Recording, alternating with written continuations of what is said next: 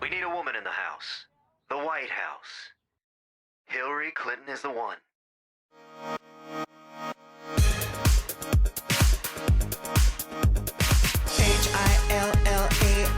Hillary.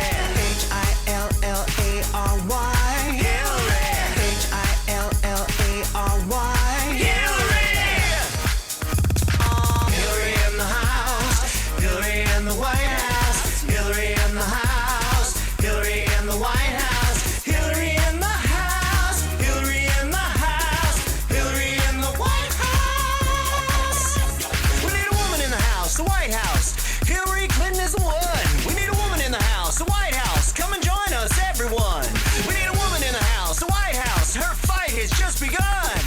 Hillary in the House. Hillary in the White House. Hillary in the House. Hillary in the White House. We don't need no bling. All we gotta do is sing. We don't need no bling, cause we got the real thing. Hillary Clinton is the one. Let's get loud. Let's get real. Tell me how you really. Hillary in the House. Hillary in the White House. Hillary in the House. I suddenly don't like our intro anymore. Hillary in the White House. I've always loved our intro, and now I hate it. I hate every frame of our intro. We got to get a new intro. New intro time, huh? Yep. It's about fucking bloody time. Yep. New intro, dude. Yeah. It's time for a new intro. We need to hire We tainted Keanu it. Reeves to star in our intro. That'd be cool. Yep. I've always wanted Keanu Reeves in our intro. Yep. Me too. Me Yeah. too, bro. Yeah, but dude, Keanu Reeves just appears on the screen in like a rocking chair or something, and he's like, "Whoa!"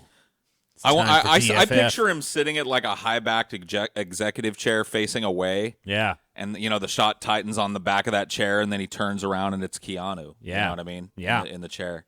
Maybe he's holding like a glass of something. yeah. You see him more as like refined. I wanted him in more of like a rural setting. No, fuck that. Want him more Your country, your more Keanu down vision home. sucks. We could get both.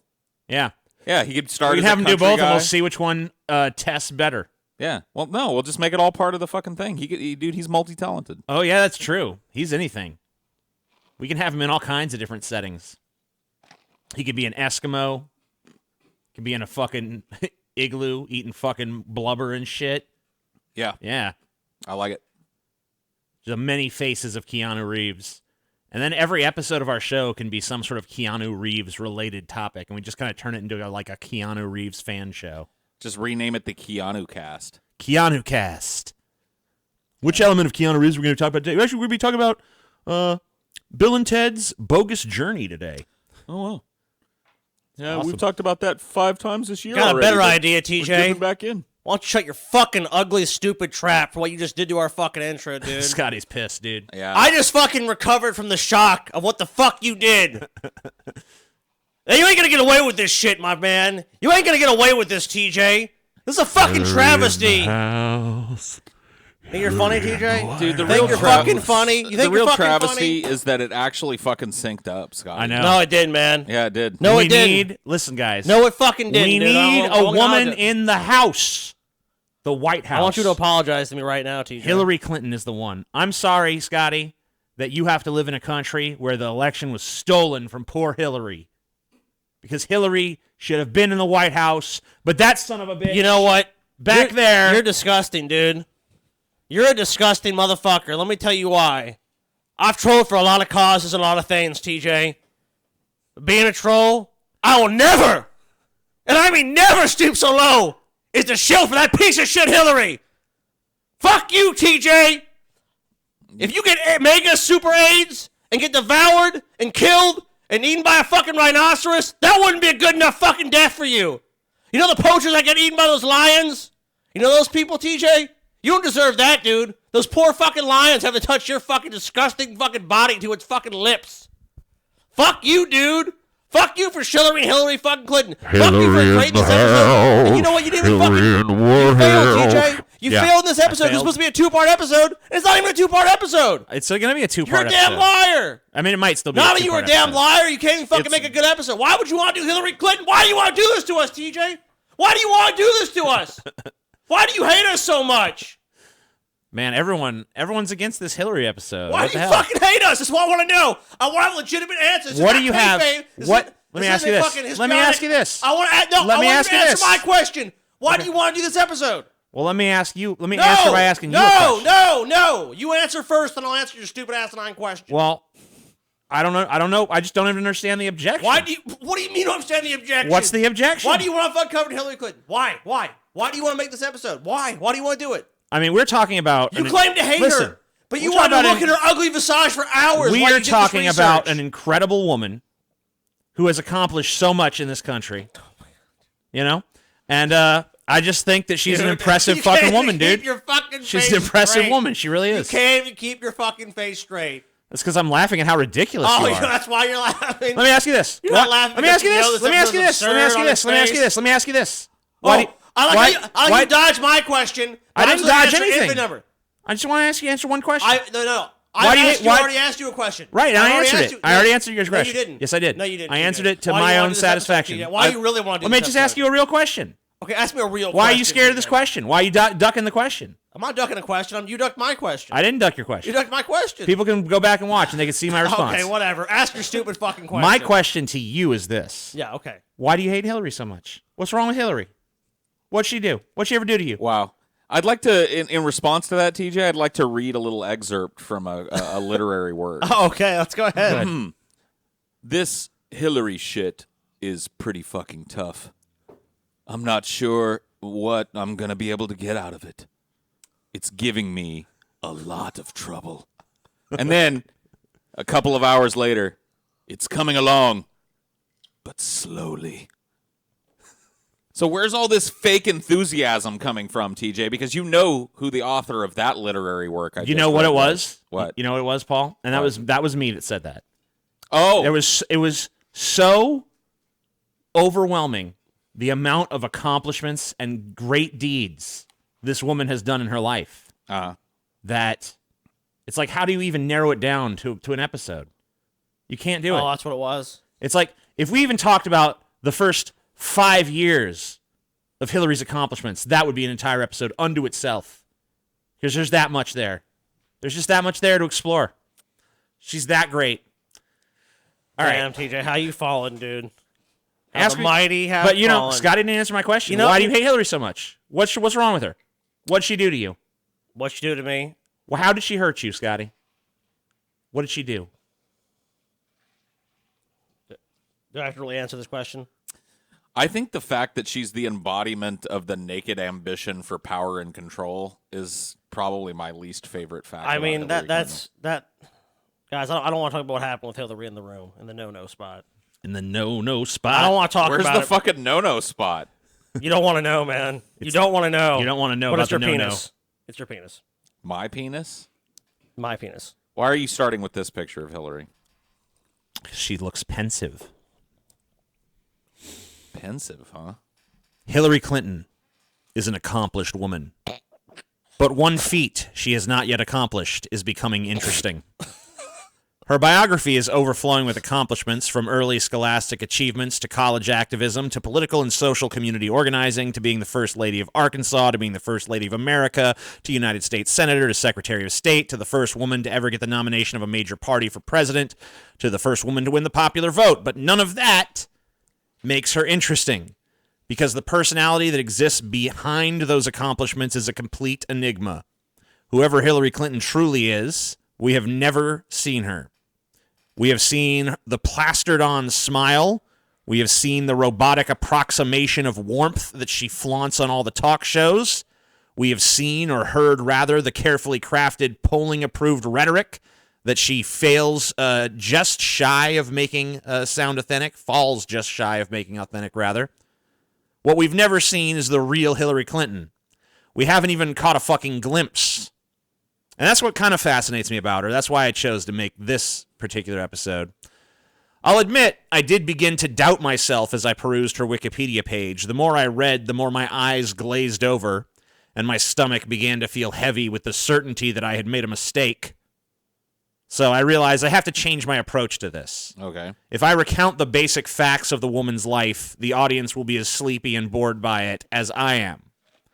So I'll spare you the mundane details of Hillary's life. Suffice to say, she was a bright student who was the top of her class. She was involved in politics and activism from a young age, first as a Republican, then She's as a also Democrat. a Victorian ghost, apparently. Yes.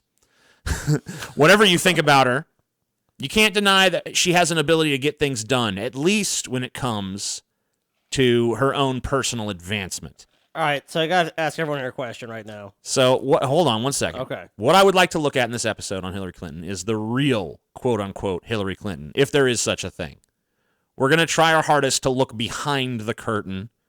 We're going to start with a former Secret Service agent named Gary Byrne in a second, but first we're going to let Scotty make his point. Can you go back to the previous picture? Yes. Or 3 pictures. Yes, absolutely. All right. So would you guys have banged Hillary when she was young? Paul? Well, I don't know how old she is in these Yeah, pictures. this Paul's like, I ain't fucking. Okay, let's assume Hillary's 18 in these pictures, Paul. Assuming that. Well, she's definitely not 18 in that middle picture. I've seen. Well, not that one, but I've seen pictures of late teens and early 20s yeah, Hillary. legal and Hillary. Would you bang? I mean, yes, I would bang. TJ, what For about sure. you? Yeah, I would say that she had, in her college days, she looked all right. My answer is no, dude, because I would have built a time machine to know Hillary's total history and would have realized what she would become and turned her down. You'd be like, hell no, I ain't doing it. Wow.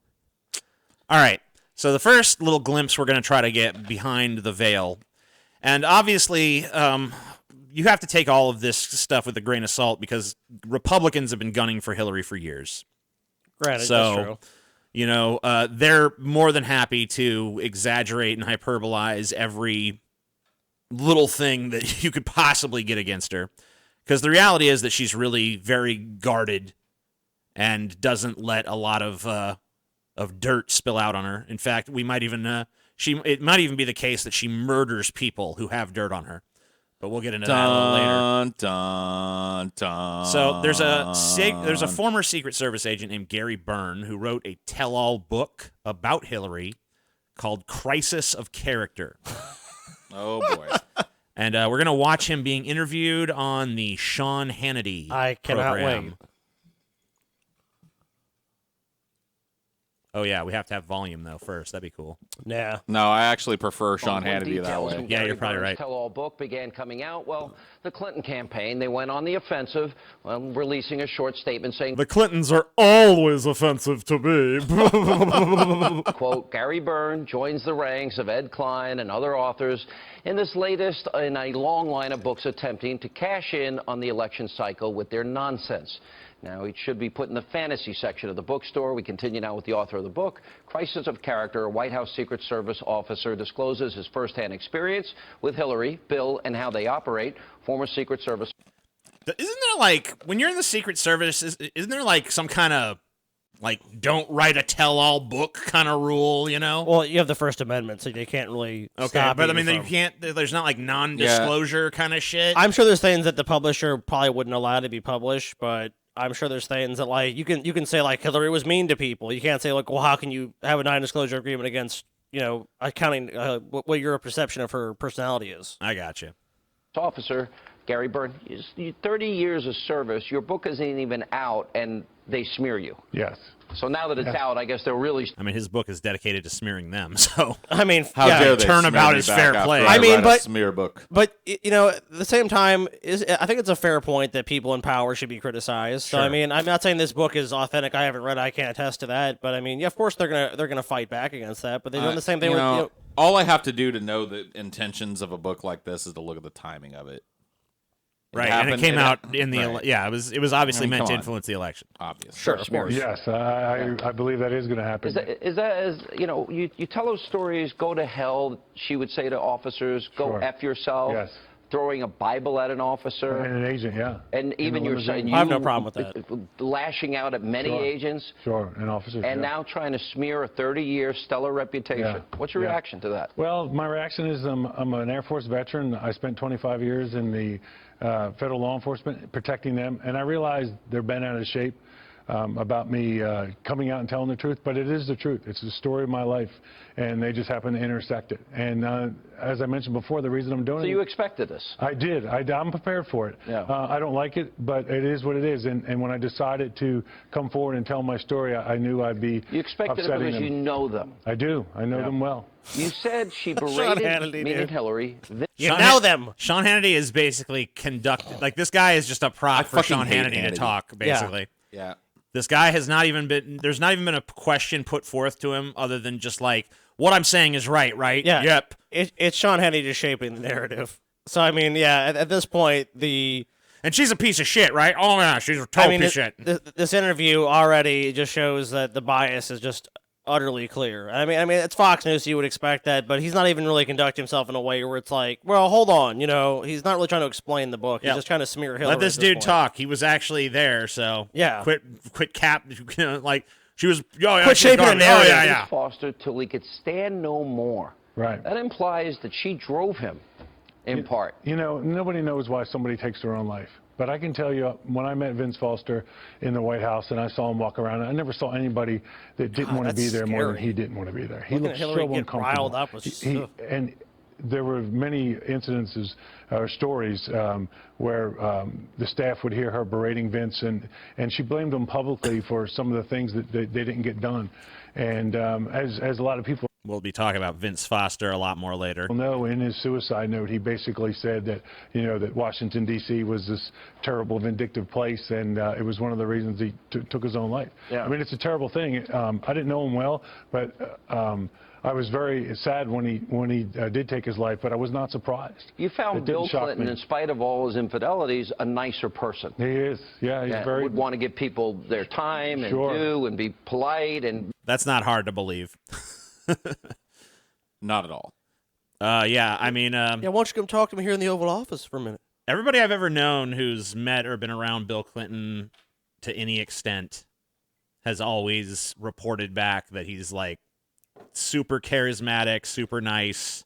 He schmoozes everyone he meets, Yeah, kind of guy. Like, super schmoozy. Makes fucking like really sort of like makes you feel like an old friend kind of guy, Right. which is a big part of why he became president in the first place. He just turned on that old fucking Clinton charm. was like that more in real life. He was. He'd look you right in the eye. He'd talk to people. Yeah. He was very kind. I actually got to introduce my parents to him one time, and they remembered it forever. You And then I wrote a tell-all book about what a piece of shit he is. knew about many affairs. We don't know about all of them, do we? No, and I don't know about all of them. I just certainly know about... But this is the Oval Office. This is the Sure. president of the... God, this is Sean This is Hannity the interviews Oval himself. Office. Sean Hannity interviews himself, dude. Come on. I love this idea that the Oval Office is like a sacred place where you can't fuck in the Oval Office. Oh my God, dude. Who cares? You're the That's president. been There's no fucking allowed in the Oval Office. there's been so much fucking in the Oval Office. I all guarantee throughout you. American I history. guarantee you, all presidents from both parties have been fucking in the Oval Office since the fucking dawn of goddamn Dude, time. If by some happenstance any of us became president, I guarantee we'd all be fucking the Oval Office. Because why the fuck wouldn't you? Yeah, you're the president of the knock United it out. States. Yeah, just like day one, you're like, you know what? I'm gonna get laid in the Oval Office. I mean, I'm fucking president now. I gotta deal with all this other bullshit, all these fucking meetings, all the fucking. Do we have a insider Monica work. Lewinsky type working for us? Send her in here. Got to take a memo. United States. Isn't that a national security threat? Yeah, I would think it is. I mean, my question was at the time when I was being forced to testify... All right, so this is more about Bill at this point. So enough of that. The only thing you really had to say about Hillary was she's a bitch. She's a mean bitch. Which, isn't... She tears people around her down. That's not unusual for like. Here's the problem with that. Just saying someone's an asshole or a bitch or whatever, like you'll find that in your normal life. That's not like an extraordinary claim about somebody. Like Hillary's a cunt. It's like, okay, I think everyone kind of already knows that about Hillary. Well, here's in case you have any doubt about it, here's a lot more Secret Service agents and security officers saying similar things. Good morning, ma'am. A member of the uniformed Secret Service once greeted Hillary Clinton. Fuck off, she replied. That exchange is one among many that active and retired Secret Service agents shared with Ronald Kessler, author of First Family Detail, a compelling look at the intrepid personnel who shield America's presidents and their families and those whom they guard. Kessler writes flatteringly and critically about people in both parties. Regarding the Clintons, Kessler presents Chelsea as a model protectee who respected and appreciated her agents. He describes Bill as a difficult chief executive but an easygoing ex-president, and Kessler exposes Hillary as an epically abusive Arctic monster. When in public, Arctic monster. When in public, Hillary smiles and acts graciously, Kessler explains. As soon as the cameras are gone, her angry personality, nastiness, and imperiousness become evident. He adds, Hillary Clinton can make Richard Nixon look like Mahatma Gandhi. Kessler was an investigative reporter for the Wall Street Journal and the Washington Post who has penned 19 other books.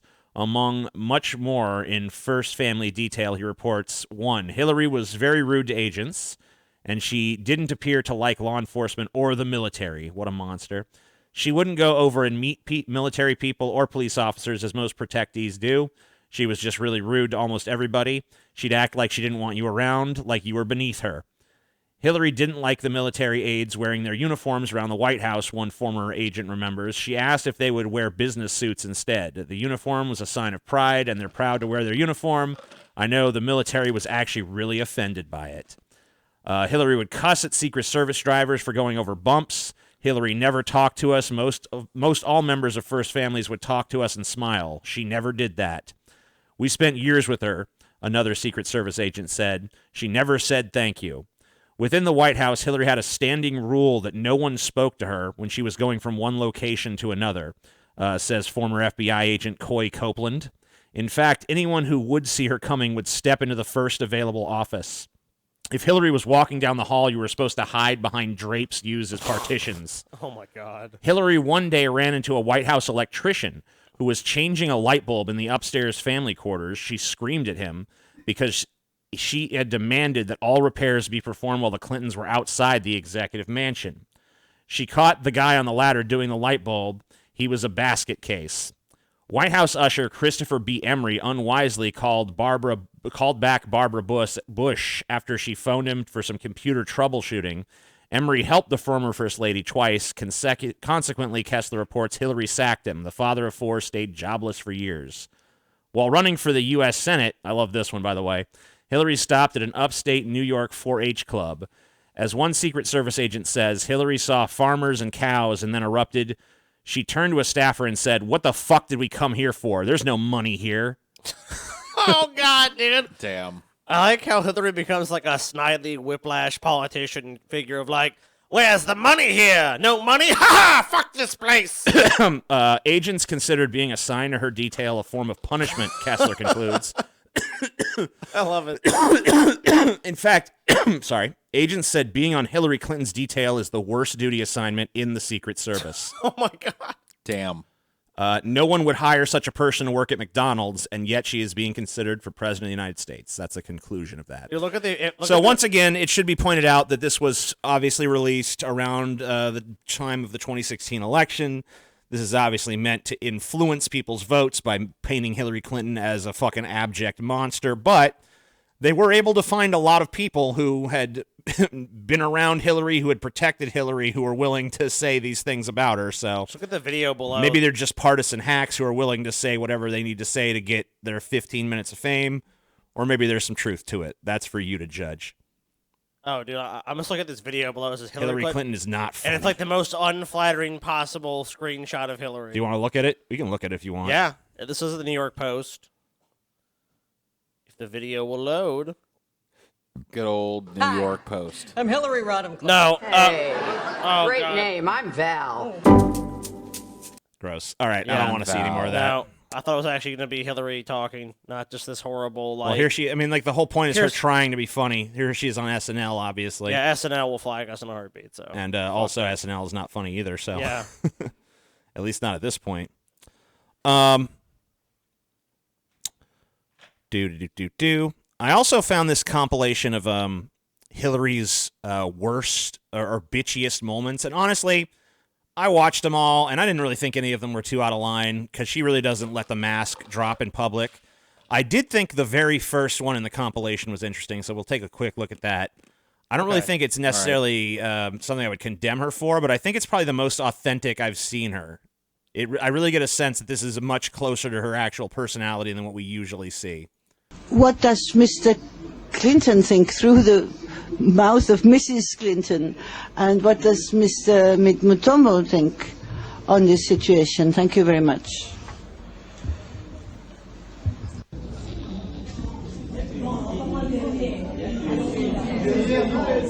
Wait, you want me to tell you what my husband thinks? My husband is not the Secretary of State. I am. So you ask my opinion, I will tell you my opinion. I'm not going to be channeling my husband. No, that. I gotta be honest with you.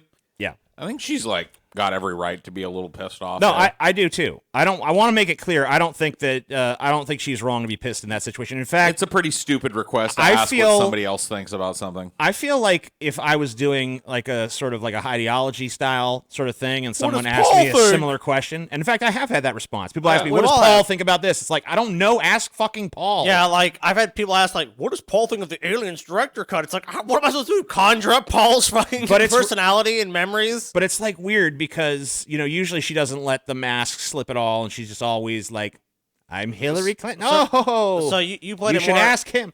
But she actually got pissed there. Yeah. Oh yeah. You and can tell she was pissed. In her anger, you saw that sort of like snide dismissiveness come out, which once again I'm not viewing as a negative trait.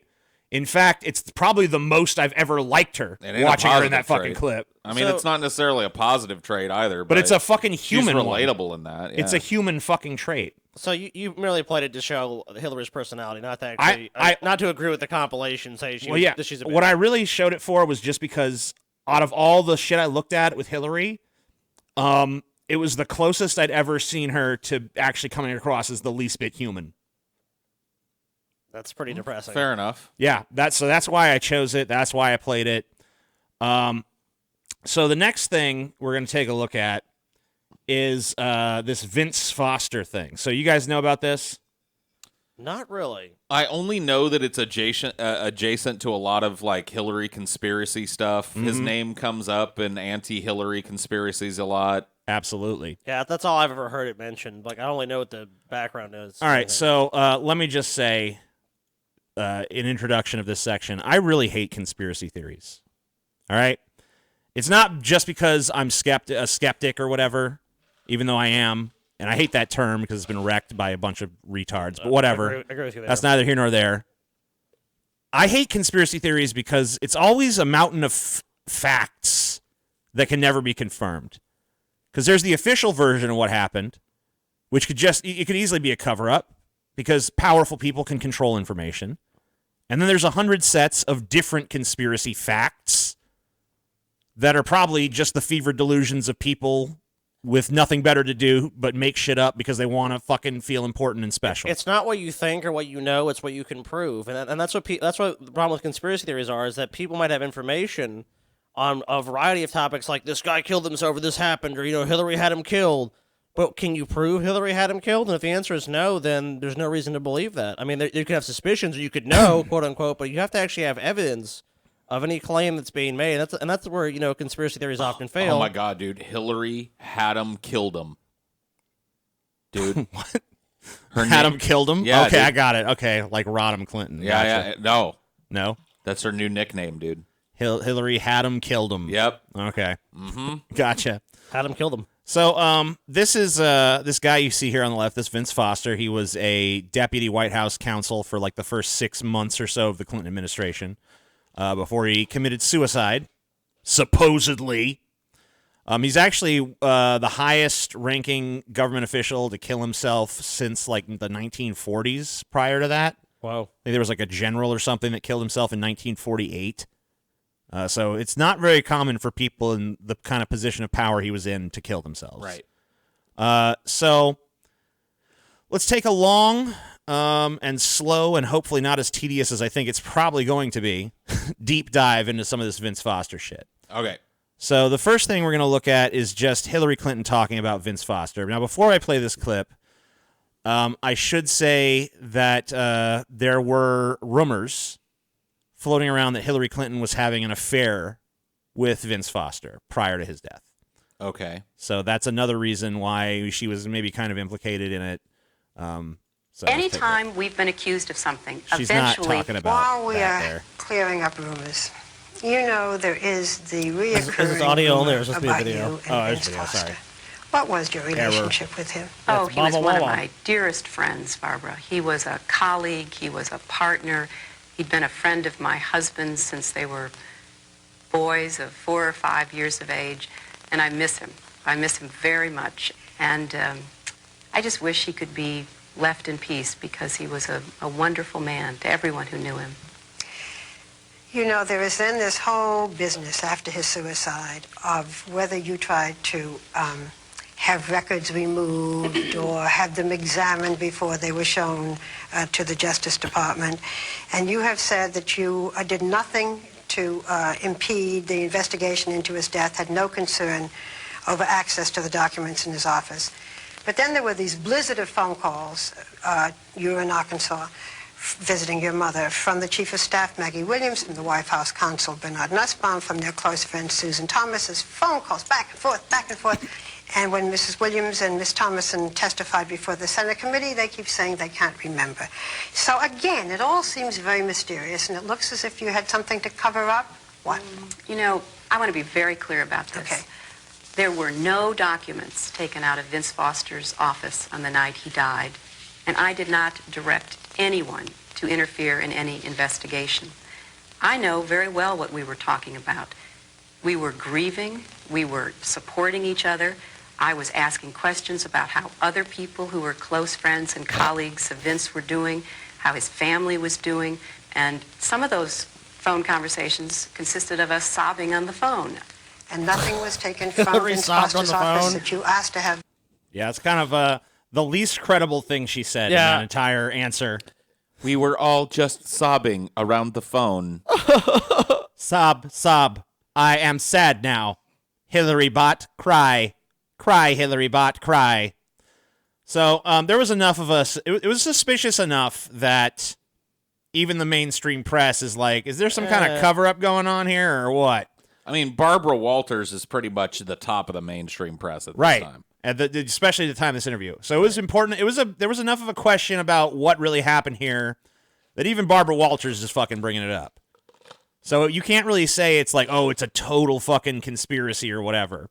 The phrase that annoys me with politicians, I mean, Hillary at this point is not even really a politician.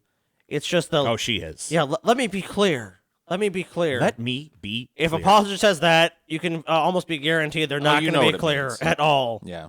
It means they're about to absolutely logically explain in a believable way how all of the allegations that have been made credibly about them Or false. are false. Yeah.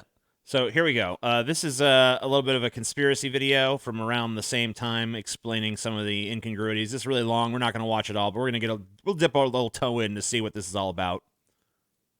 This is Hillary and Bill Clinton's role in Vince Foster's death.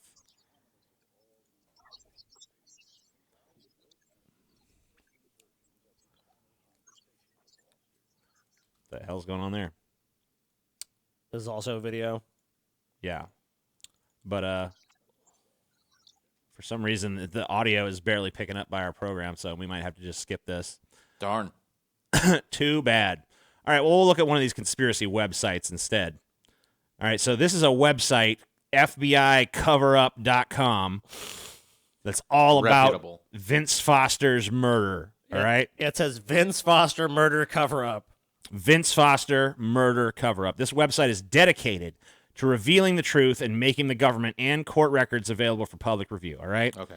So one of the interesting things about this case is that actually current Supreme Court Justice Brett Kavanaugh, whose confirmation hearing was marred by rape accusations. You'll probably remember that. Mostly just revelations about what a party animal he used to be. Yep. Party animal Kavanaugh, dude. Well, They never denied he was a drunk either. of the 5 investigations into Vince Foster's death, and there were 5 of them, including one by Ken Starr, but one of them was headed up by Brett Kavanaugh, who this site now views as like one of those complicit in lying about what really happened and all that shit. Well, it looks like they're gaffling Trump up in Right. it, too. They're not forgiving Trump for this. They're like, why would you hire Brett Kavanaugh when we think he's involved in this massive conspiracy to cover up the murder of Vince Foster for at the behest of the Clintons, basically. Right. So they have some shit in here about Justice Brett Kavanaugh. So, letter to the U.S. Senate Judiciary Committee on the nomination of Brett Kavanaugh, blah, blah, blah, blah. This is from 94. In addition, I pointed out that the third EMT to the body, EMT Arthur, concluded that there was a puncture wound or bullet wound on VF's neck. I offered that such wounds would explain the upper right shoulder blood. Arthur is also a paramedic EMT.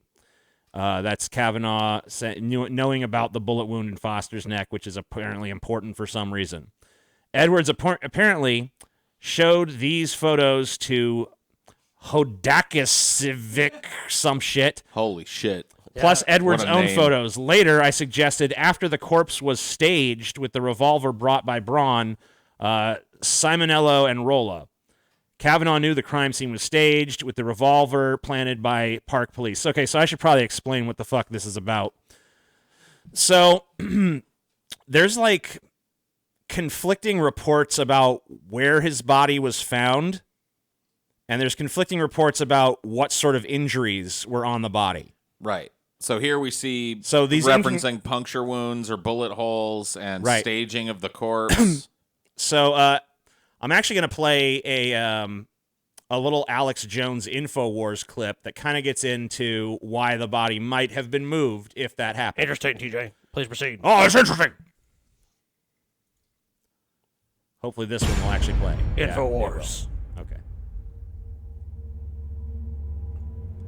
1776 worldwide, You're bro. damn right, TJ. You're damn right. What are some of the other big bombshells you're going to be dropping soon? Next week, you're going to have the actual Secret Service memo. You're going to have it about Vince Foster. And it's Vince where Foster. the Park Police notified the White House Secret Service. This is the official document, and in it, they tell Scott Carpenter, Secret Service official in charge of the White House that night, that they found the body of Vince Foster in his car in the Fort Marcy parking lot. 38 caliber revolver was in the car with him, along with a 6-pack of Bartle and James. One had already been opened, and a briefcase in the back that had nothing in it. And that briefcase, by the way, is the same one 3 days later. They ransacked Foster's office, found it again, dumped it upside down, nothing. 2 days later, they found it again, except this time there was the suicide note. Now, this is the highest-ranking official since Kennedy to die in office. Why did they kill him? Because he broke up with Hillary? Look. Why did they kill him? Because he broke up with Hillary? Yeah, it is pretty commonly believed, or at least strongly rumored, that Hillary and Vince Foster had a thing together. And he ended up dying because he broke it off. Possibly. I mean, well, that's what Alex Jones thinks. Well, that's what the conspiracy community believes on this. They're basically well, there's multiple. They have multiple ideas Okay, about so why he was murdered. they haven't There's coalesced- not really. Yeah, there's not really one Okay. cohesive narrative on that front yet. Oh, I don't believe it. I know it to the broth in my bones. By the way, Vince Foster was murdered. Oh yeah. So hold on. This is kind of the more interesting part to me. Alex, I can't say, and I've said it a million times, and I'm saying it loud and clear here. I don't know if they killed him or somebody killed him, or if he killed himself. But here's what I can prove, beyond any shadow of any doubt. And folks, I'm the guy that worked with the Starr investigation. They moved that body. Now, they moved it to get it out of the jurisdiction of the D.C. police over into the park, so it would be under the park police, which, as you know, has always been a fixer for the government. Of course. But now, guys, Alex is going to have that document. So I looked into this body moving shit, and it kind of seems like that happened. Really? I mean, I can't prove it one way or the other. I mean, he's claiming he can prove it. There's official government documents that kind of make it seem like there is some credibility to this idea that his body was moved from the jurisdiction of the D.C. police to the jurisdiction of these park police. Now, I don't know that the park police are quote-unquote fixers for the government, and I don't know that the body actually was moved, but it seems like there actually is some evidence to support that idea that the body was moved. It's not surprising. I mean, at the upper levels of government, they're going to want to put the precise spin.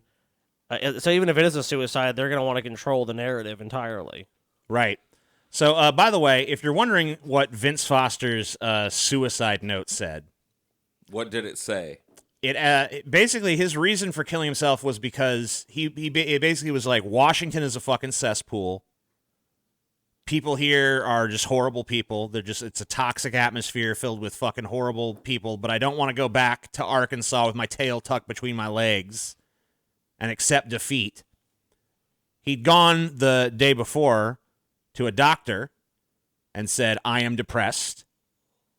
And he got some medicine prescribed that was supposed to help with his depression.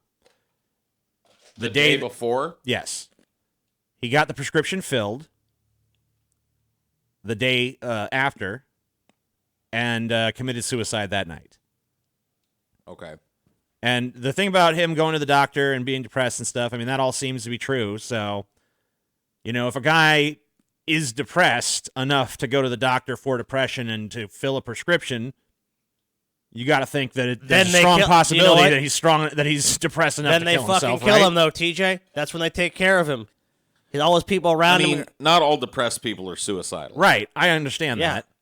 So, but think about that. But that does add to the credibility of the narrative of suicide, though, don't you think? A little bit. Also lends credibility to the fucking him being murdered angle, because you think about this, like he goes and it's like, I'm depressed, and he gets on record and says, I have depression. I mean, the next day he's dead. The impulsiveness of it. When you go to a doctor and you go to a doctor for depression, you're going to be asked if you're suicidal. Right. Yeah. Oh, yeah. So for him to have the opportunity to do that and to just have started on it doesn't necessarily imply to me somebody that's like hardcore considering killing themselves.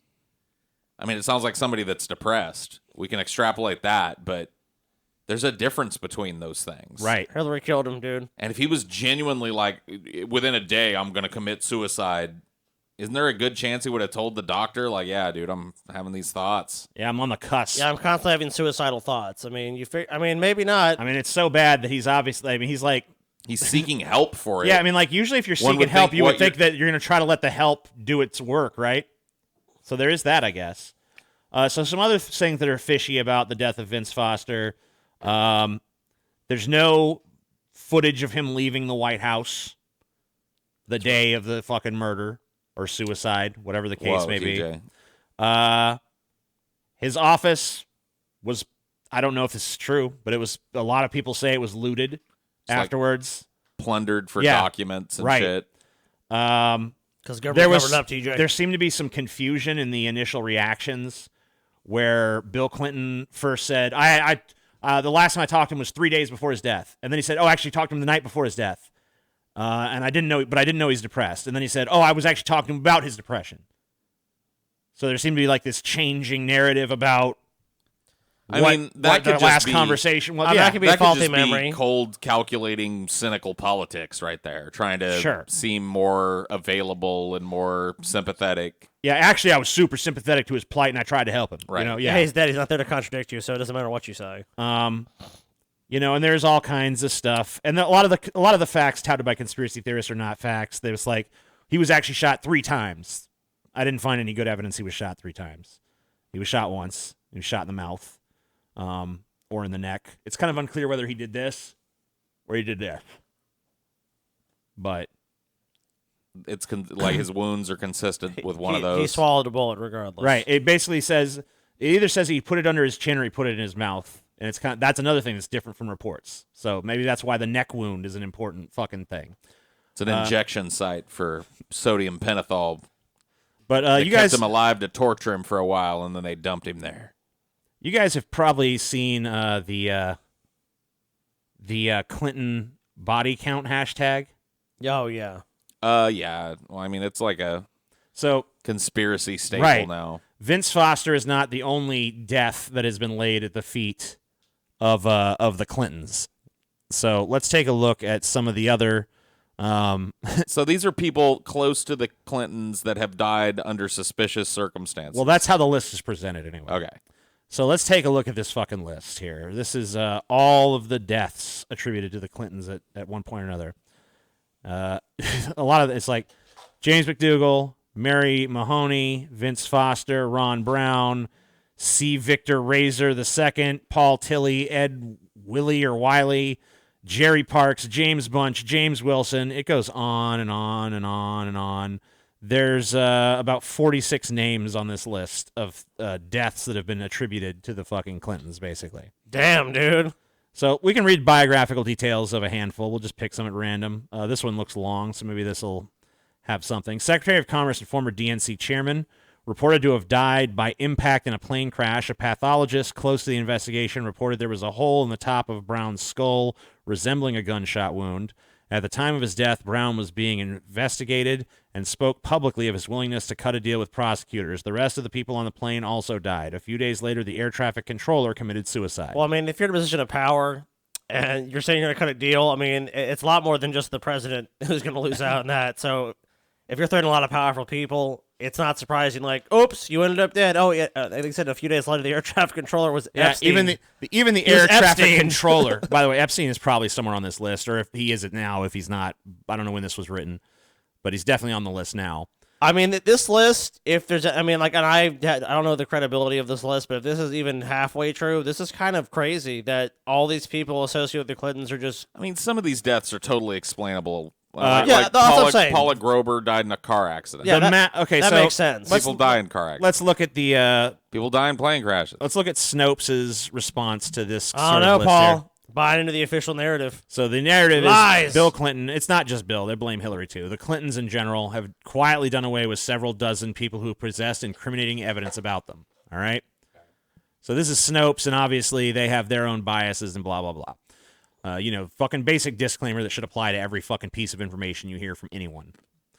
Multiple versions of lengthy list of deaths associated with Bill Clinton have been circulating online for about 20 years now. Truth, TJ. They're the truth. According to those lists, close to 50 colleagues, advisors, and citizens who were about to testify against the Clintons died in suspect circumstances, with the unstated implication being that Bill Clinton or his henchmen were behind each untimely demise.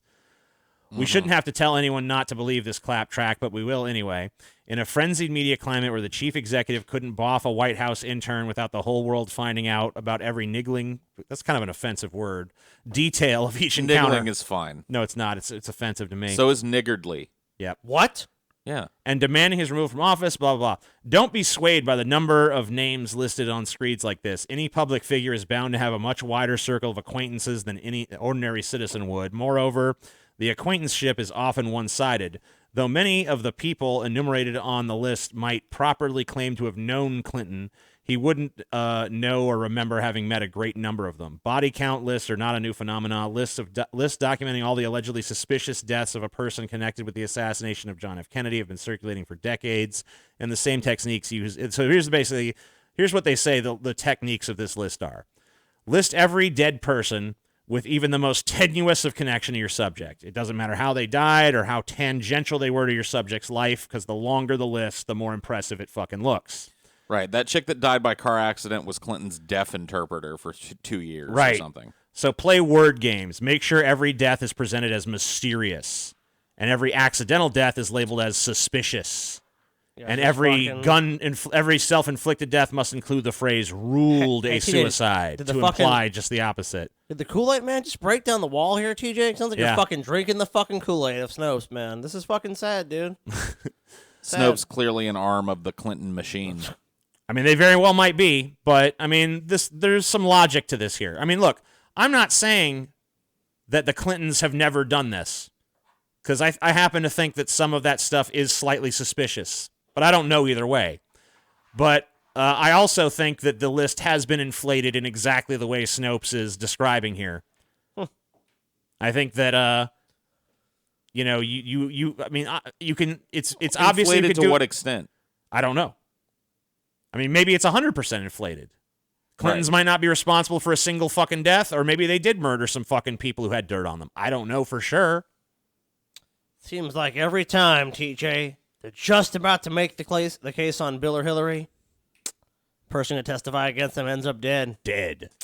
I don't know, man. How come Monica Lewinsky didn't end up dead? I don't know, TJ. Probably because, Too high you know profile. what? I'll give you my guess. Probably the Republicans needed her as a pawn, so they were probably protecting her so she wouldn't be killed. But if it wasn't for that, if it wasn't for those brave Republicans standing up and shielding them from the fucking Hillary and Bill machine, she'd be 6 feet under. Well, that's enough of this whole Clinton body count thing. Well, where do you stand on it, TJ? Where do I stand? Yeah. I think I've made it pretty clear where I stand. No, you didn't take a stand. I didn't take a stand. Do you believe that the Clintons have influenced the death of any one human being for political purposes or for cover-up purposes of wrongdoing? Want a clear answer? I believe yes or it's no? possible. Yes or no, TJ? That's not a yes or no answer. And yes or no, TJ? Anyone who has a yes or no answer on this is a moron. No. Yes or no, TJ? That's my opinion. You're not going to middle ground this. No, one, then the answer. The middle ground is the only rational place to be until there's should be no. evidence to one way or If the there's no other. evidence to you, then you should answer no. It's very easy, TJ. Yeah. Yes or no. All right. Well, very simple words. If you're going to force me into that binary, then I'm going to go with no. Wow. No. What's that, TJ? Drink some more Kool-Aid there? My actual position is maybe. How about some Hillary Kool-Aid for you to But if drink? I have to choose, I'm going to say no because innocent until proven guilty, and they obviously have not been proven guilty. His name was Shocking. Seth Rich, TJ. Seth Rich. Oh, yeah, that's another one. I could have got into Seth Rich, too. His name was Seth Rich. But I thought Vince Foster was the. I hear Vince Foster more, so. No, But yeah, sure you do. Seth Rich is another guy that supposedly was killed by Isn't the it strange, Clintons or Paul, that somebody. TJ chose not to cover Seth Rich on the show? It's more than strange. A little strange, a little odd. It sticks out like a sore A thumb. little odd, TJ. So here's what Hillary told Wall Street behind closed doors. And Paul, I remember when this came out. you should be excited about this, Paul. I love. Oh, I've heard some of this before, but I love. Yeah. Oh, dude, this is great. This is great. So Hillary and Paul got a lot in common, man. Because Hillary told bankers behind closed doors that she favors open trade and open borders. Hey. And said Wall Street executives Whoa. were best positioned to help reform the U.S. financial sector, according to leaked transcripts of her private paid speeches. So I know your style of globalism is significantly different than Hillary's, but Hey. it seems that you and Hillary are The both fri- globalists. On borders, Dude, yeah. the friend of my enemy is my friend. You know what I mean? Shouldn't that be the We have- enemy of my enemy? I don't know. Whatever it friend is. of my- You know how it goes. The friend The of my bird enemy in the is not your bush is friend. worth two in the fucking basket, dude. You know what I mean? The friend of my enemy is my friend. Yeah. Oops. No, Yeah. Paul's Machiavellian schemes fall apart quickly. It is better to not know than it is ever to know at all. You know what I mean? So basically, Hillary Clinton is famous for at one point saying that, and I think in one of these, I think it was actually in these same leaks, that you have to have a public position and a private position. Oh, yeah, I remember that. So her public position is not open trade and open borders, but apparently that was her private position. So maybe So she's considerably more woke than she puts on the face. I don't of. think that her globalism has much to do with wokeness. I think it has more to do with her wanting to help corporate America become corporate planet. Well, they fucking fund her, of course. Yeah. And she loves their money. She got paid $250,000 for making these fucking speeches, for fuck's sake. So Which is just a she knows gift. where her bread is buttered. Remember, her and Bill, when Bill left the White House, with all his legal debts and everything, like, they weren't doing too well financially. But within a few years, like, they were back. Oh, they were fucking loaded. I mean, that was, obviously they had book Oh, sales. they're and super stuff. rich now. Yep. You But guys I mean- want? You guys want? We can take a little sojourn here, and you can guess Hillary Clinton's net worth if you want. That's quite a bit at this point, I would guess. I mean, what's available publicly? I'm going to say something like 20 or 30. Now, Yeah. you have to remember that a lot of 30 her or money 40. is tied up in different quote-unquote charities and things. of That's that what I nature. mean. Of course. That's what I mean. And, like, you know- she's if anything, she's adept at hiding her money. Yeah.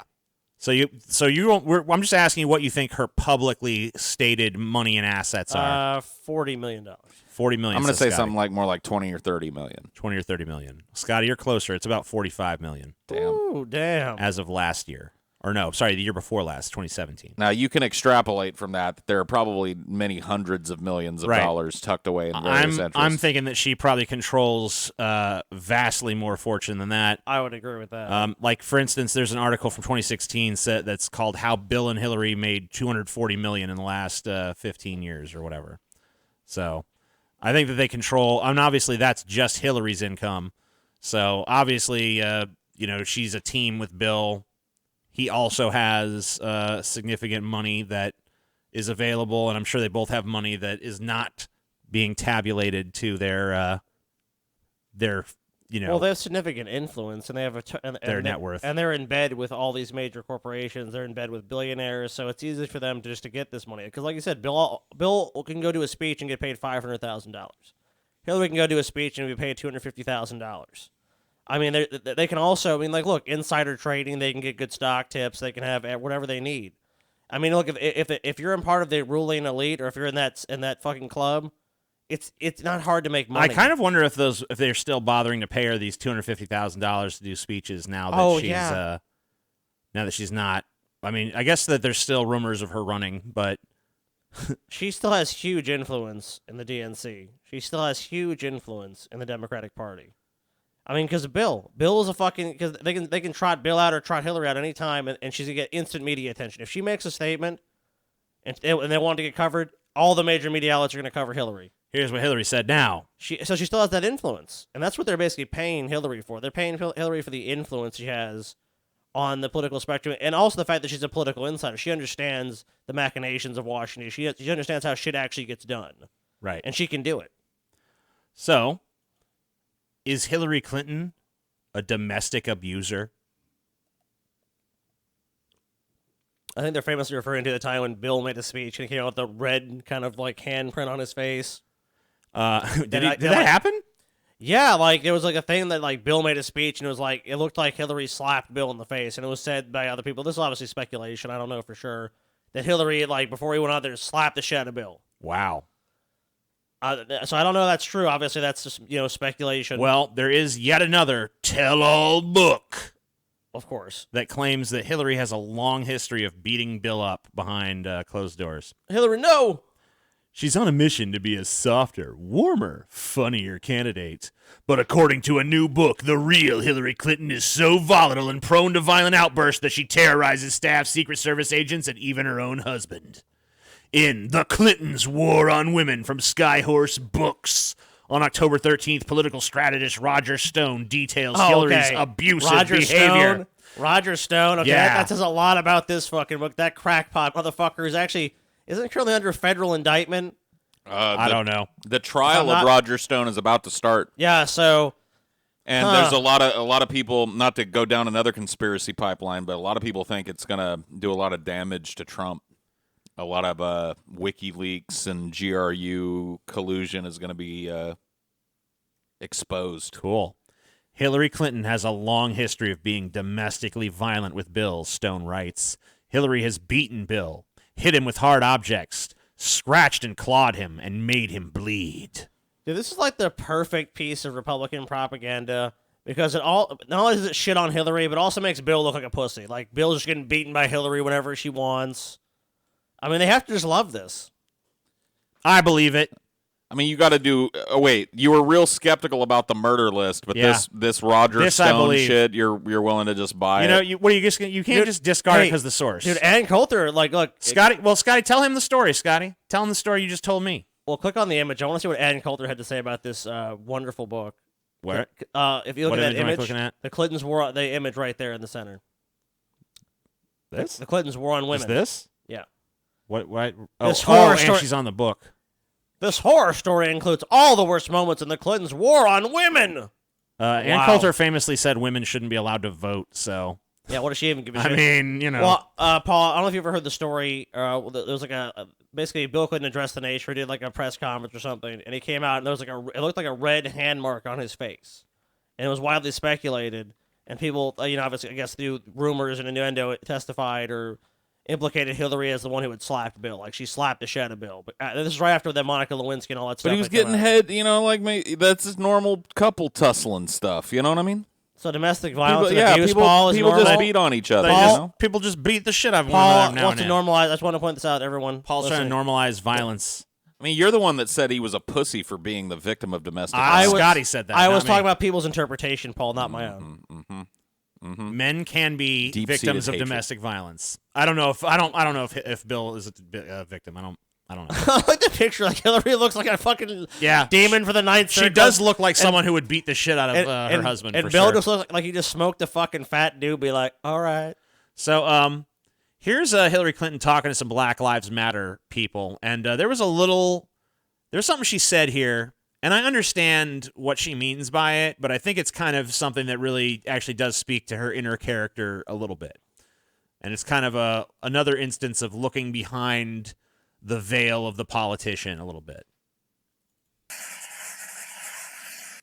I think that there has to be a reckoning. I agree with that.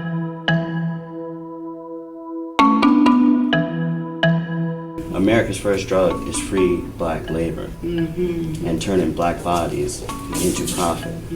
And the mass incarceration system. She looks like a fucking bobblehead. dictator. She looks like a dictator of a fucking Star Trek planet. She does kind of, like, if you cut her head off, she does kind of look like Kim Jong-il. Right, exactly. She's wearing like kind of the Kim Jong-il outfit. Yeah. She looks like a fucking some kind of weird dystopian dictator. You have to love her bobblehead that she's doing too. Like, Like, I'm not agreeing with you. I'm just nodding my head. Scott, she looks like she's about to pull some hot sauce out of her purse, honey child. It's an awful lot like the prison. You want some hot sauce for your Plantation chicken while you're system. talking? I got some right here in my purse. Your analysis Oh, look at this weird hand shit she does too. Your analysis is totally fair. It's historically fair. It's psychologically fair. It's economically fair. All right. Okay, it's fair. I love the fucking like. Who have you ever been in a conversation with someone and they literally are just doing this like this fucking forward hand gesture with every fucking thing they say? Yes. I mean, look at how this looks. Hey, I agree with what you are saying, and I share your concerns. It's actually a psychological technique. It projects authority and puts the person on the defensive. It's not inherently aggressive, especially if you're not But it pointing feels your a little actual finger. Yeah, that's why they do the thumb instead. It comes across as a gesture that's simply to like be an exclamation point on what they're saying. But there's a psychological tactic behind invading people's space like that and making forward movements to them while you deliver. Like, she's well-versed in this shit, and she's far from the only politician to do it, by the way. Gotcha. Oh, for sure. Oh, yeah. And Bill Clinton was the fucking one of the major pioneers of this particular. She looks like she has a variation. I got to be honest with you. When it comes to, like, body language and shit and manipulating people with that, Bill Clinton was a master of a different kung fu style. Yeah. Clinton's got the whole gravitas style, which you'll see mimicked. Trump does this shit. Trump is constantly reaching out in front of himself. That's the perception of this. Bill Clinton was more of a glad hander. He was the guy, like, Bill Clinton's handshake famously involves two hands. Right. He wraps you up in what feels like a normal nice to meet you handshake, and then he grabs you somewhere on your upper arm and pulls you in closer to him and shakes your whole arm. You can watch him do it. That's a whole different way of disarming people's psychological barriers and shit. So, but yeah, like Hillary Clinton does this. Every politician does this, especially at the national level.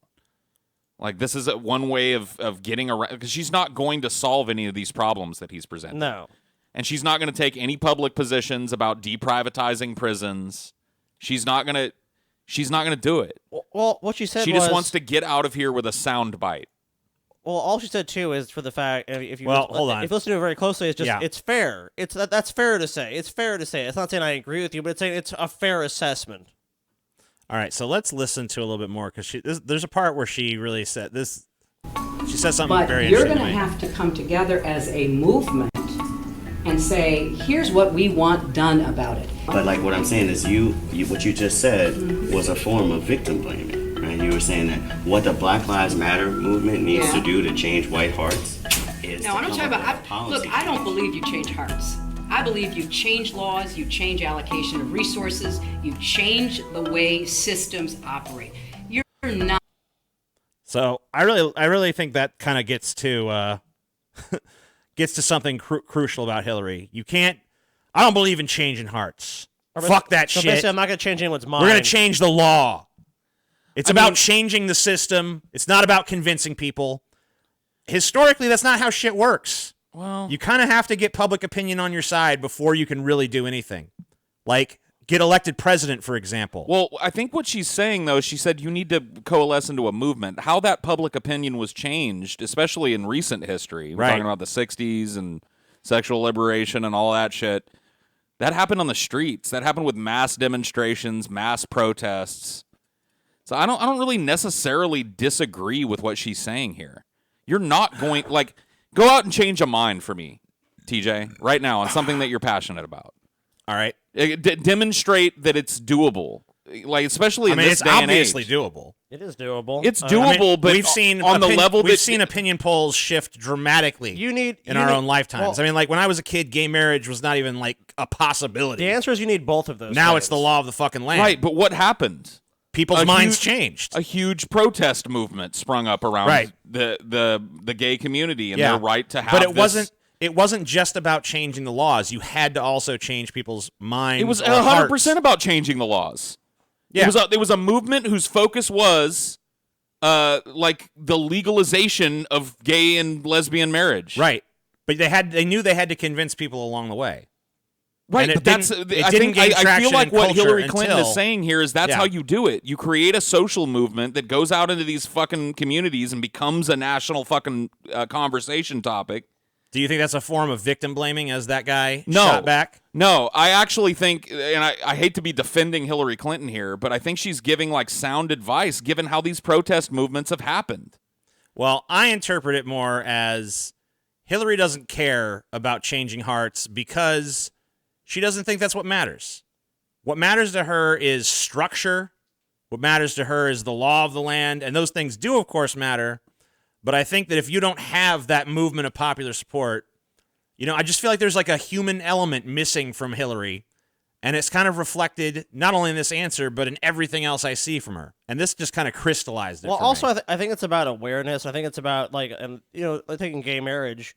It's about realizing how normal it is and how it's not anything extraordinary and how it's not. I mean, because the main arguments made against are obviously religious ones about it's going to fundamentally shift society. And, our country, unfortunately, didn't actually. The Supreme Court ruled that gay marriage would be legal. They said, and obviously banning it was a violation of the Constitution. Right. Of equal protection of the laws. Absolutely. So, I mean, unfortunately, our country didn't actually do it by a legislative act, which is what would have made more sense. But, I mean, we got it nonetheless. And, I mean, you have to look at it. I mean, changing minds is a crucial step. I mean, you can't really do away with these things. I mean, you can change systems, and I agree. But if you pass a law that everyone feels is unjust, then people are going to be rallying against how that law is unjust. You have to change. So, I mean, it's like you need both of those things, I feel, to actually successfully change laws and have people obey the laws and have people think that law is in place for a good reason, if it's protecting people or protecting people from. Think about the type of people that Black Lives Matter and the adjacent groups are trying to target with this type of shit. Right. Sure. People that have a genuine, learned hatred for black people. Those hearts and minds, I don't think the fight is there. The fight is generationally. The fight is getting in front of as many fucking cameras and getting on, as many lips as you can and coalescing a social movement around an injustice that everybody can understand. It can't, I just don't see really what the problem with what Hillary is saying here is. I don't think there's necessarily a problem with what Hillary's saying. It's just a point of view. I think, even what you're speaking in respect to, like, that's still like getting people involved in, it's called being woke. It's people being aware of that. So you do have to change minds because that mind might just be saying, I don't really know. This is just how things are, and saying maybe there can be something better. So you really do need people to be conscious of those ideas. Right. I don't really think that there's necessarily a problem with what she's saying. I just think that once again, it's a fucking piece of insight into her character that are so hard to fucking glean from most of what she says. Well, she's right. Laws exist for the reason of protecting people and protecting rights. So, I mean, yeah, you do need to change the laws and the systems in which they're... So, I mean, if they waited to change every heart in dismantling Jim Crow... I mean, you don't have to change Jim every Crow heart. never would have gotten dismantled. Right. I agree with you there. I mean, it had to be done in defiance of people who wouldn't change their hearts in order to get it done, and that required huge legislative action. Who said that was necessarily to change every heart? Yeah, it's not about 100%. Yeah, I mean, it's just about building a coalition. I don't even think that argument is even being made that every single person must change their mind in order for that to happen. No, of course not. You had to pass the Civil Rights Act, and those things were good, and obviously there was a large amount of people against that. So but there still had to be people in support of it. Let's revisit the 2016 election debates for a moment. There's a moment in the debate where Trump is being asked about his infamous grab him by the pussy tape remark. And his response is deflection. Well, of course. And let's take a look at that. and then let's kind of delve into a specific detail that he utters during his deflection. Okay. This tape is generating intense interest. In just 48 hours, it's become the single most talked about story of the entire 2016 I election still think it's from the 90s on all of a Facebook, sudden. with millions and millions of people discussing it on the social network. As we said a moment ago, we do want to bring in questions from voters around the country via social media, and our first stays on this topic. Jeff from Ohio asks on Facebook, Trump says the campaign has changed him. When did that happen? So, Mr. Trump, let me add to that. When you walked off that bus at age 59, were you a different man, or did that behavior continue until just recently? And you have 2 minutes for this. As I told you, that was locker room talk. I'm not proud of it. I am a person who has great respect for people, for my family, for the people of this country, and certainly I'm not proud of it. But that was something that happened.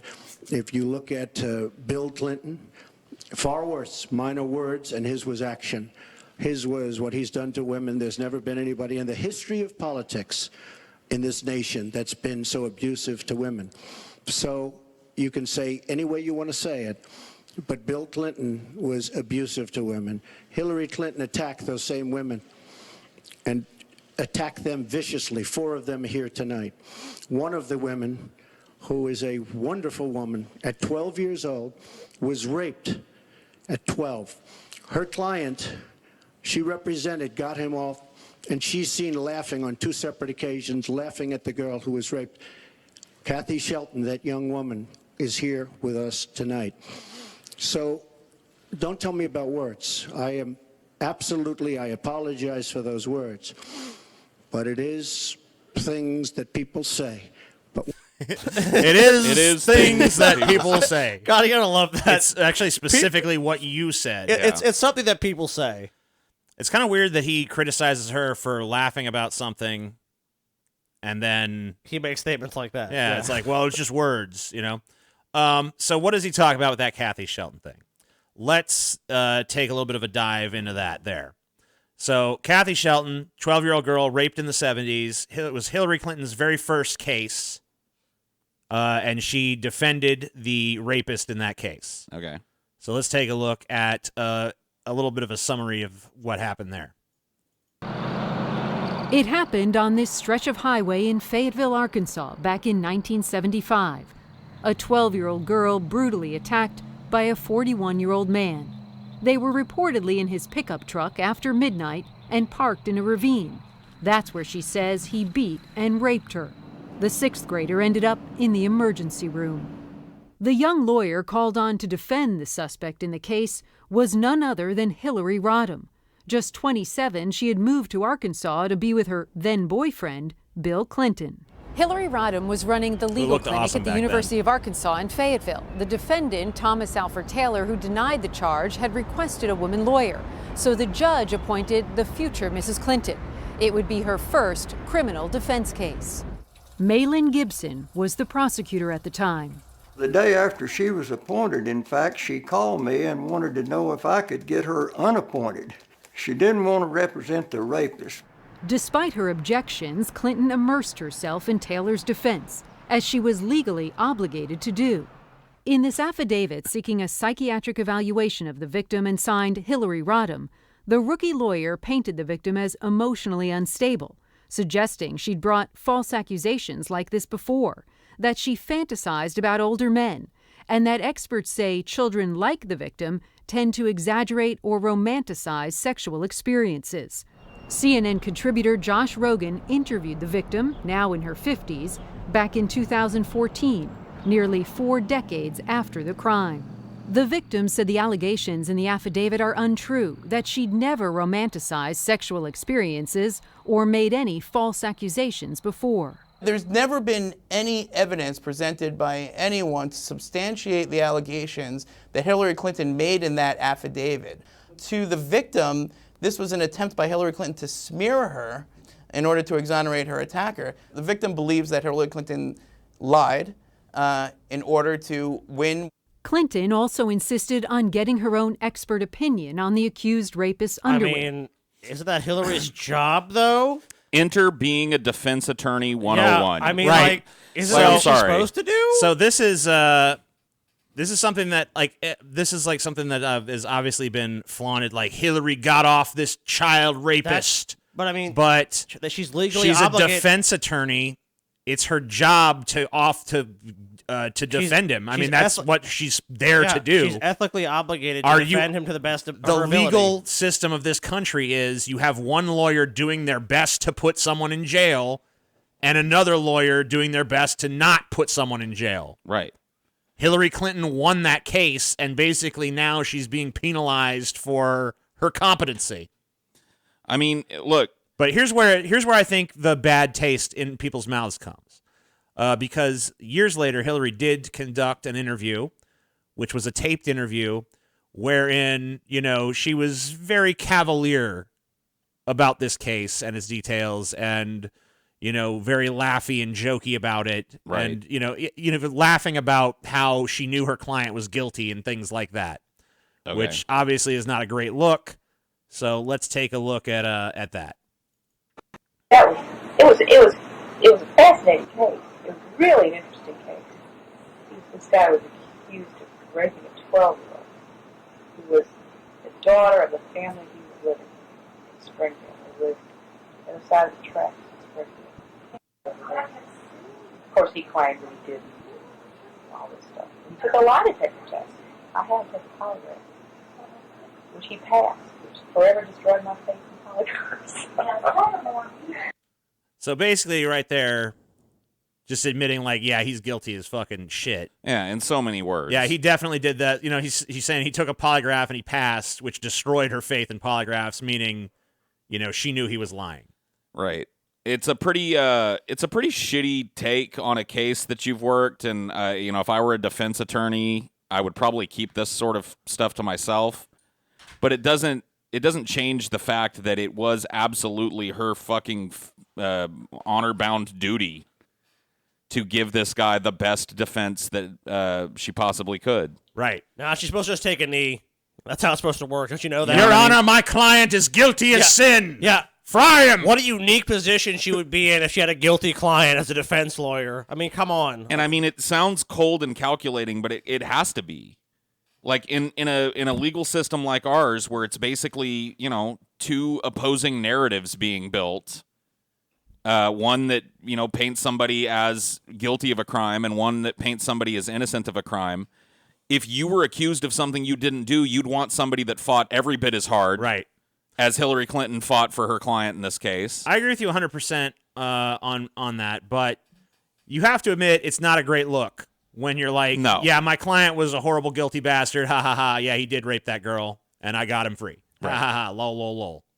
Yeah, it's pretty cold. It's not. I mean, whether we can argue about the necessity of this or how this is how our legal system works and all that stuff, and that's all true. Well, that's reprehensible because it's not material to the case. Right. At the end of the day, she has to defend him whether he's guilty or not. Do we know who she's talking to here? Is this just like lawyer shop talk? She is talking to journalist and author Roy Reed. Okay.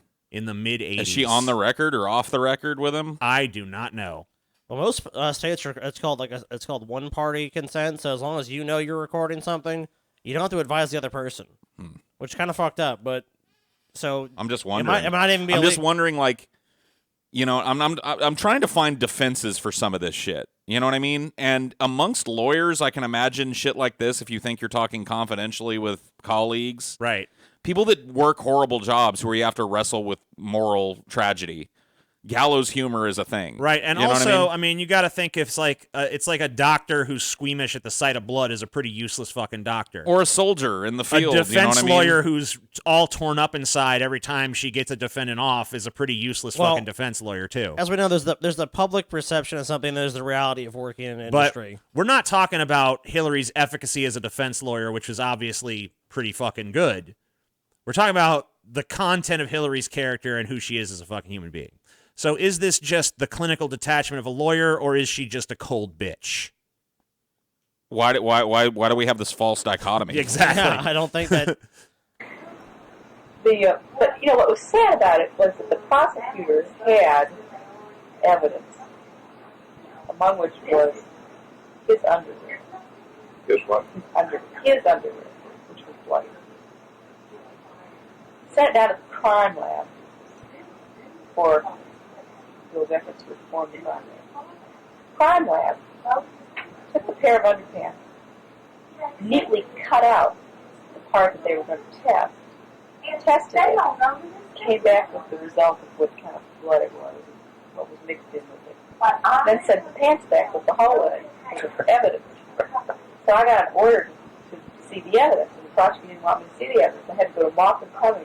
So basically, if you didn't catch what just went on there, they cut out the blood stain from the panties, or I'm sorry, the underwear. It was his underwear. They cut out the blood stain from his underwear and sent it out for test for evidence, and then submitted into evidence the underwear with the hole in it. So basically, they removed the evidence from the evidence. Right. Which is part of the reason this guy was not convicted. Yes, indeed, I had a right. I didn't want to use the phrasing "got off" for a rapist. I mean, there's a well-known legal principle that it's better to, He was acquitted. Acquit 100 murderers than it is to falsely convict one innocent person. Right. So, once again, this type of shit, you have to de-emotionalize it, I think, to work this kind of job. And you've got to see your role for what it is. Just a very spirited defense of a person where you set aside your feelings or, But do you think Hillary had any feelings to set aside in the first place? I don't think somebody that works as a criminal defense attorney should be a person that has, or at least is ruled by that kind of over-emotional. Like, I would make a terrible defense attorney. The first time I got an obviously guilty defendant that did something horrible to somebody, I would probably be disbarred for having a nervous breakdown in the middle of the trial or something. He's fucking guilty! You know what I mean? Convict this son of a bitch! And I'm a person that's ruled a lot by his emotion, so I probably would not make a good one of these. But I definitely want somebody who isn't like me if I'm ever accused of something I don't do. Of course. Would you want Hillary Clinton? Sounds like she's pretty fucking good. I guess so, huh? All right. So let's get into some foreign policy shit. So here is Hillary Clinton basically criticizing U.S. foreign policy, talking about how United States foreign policy really created al-Qaeda. And this is something that, we'll just take a look. We also have a history of kind of moving in and out of Pakistan. I mean, let's remember here, the people we are fighting today, we funded 20 years ago. And we did it because we were locked in this struggle with the Soviet Union. They invaded Afghanistan, and we did not want to see them control Central Asia. And we went to work. And it was President Reagan in partnership with the Congress, led by Democrats, who said, you know what, sounds like a pretty good idea. Let's deal with the ISI and the Pakistani military, and let's go recruit these mujahideen. And let's get some to come from Saudi Arabia and other places, importing their Wahhabi brand of Islam so that we can go beat the Soviet Union. And guess what? They retreated. They lost billions of dollars, and it led to the collapse of the Soviet Union. So there's a very strong argument, which is, it wasn't a bad investment to end the Soviet Union, but let's be careful what we sow because we will harvest. So we then left Pakistan. We said, okay, fine, you deal with the stingers that we've left all over your country. You deal with the mines that are along the border. And by the way, we don't want to have anything to do with you. In fact, we're sanctioning you. So we stopped dealing with the Pakistani military and with ISI, and we now are making up for a lot of lost time. All right.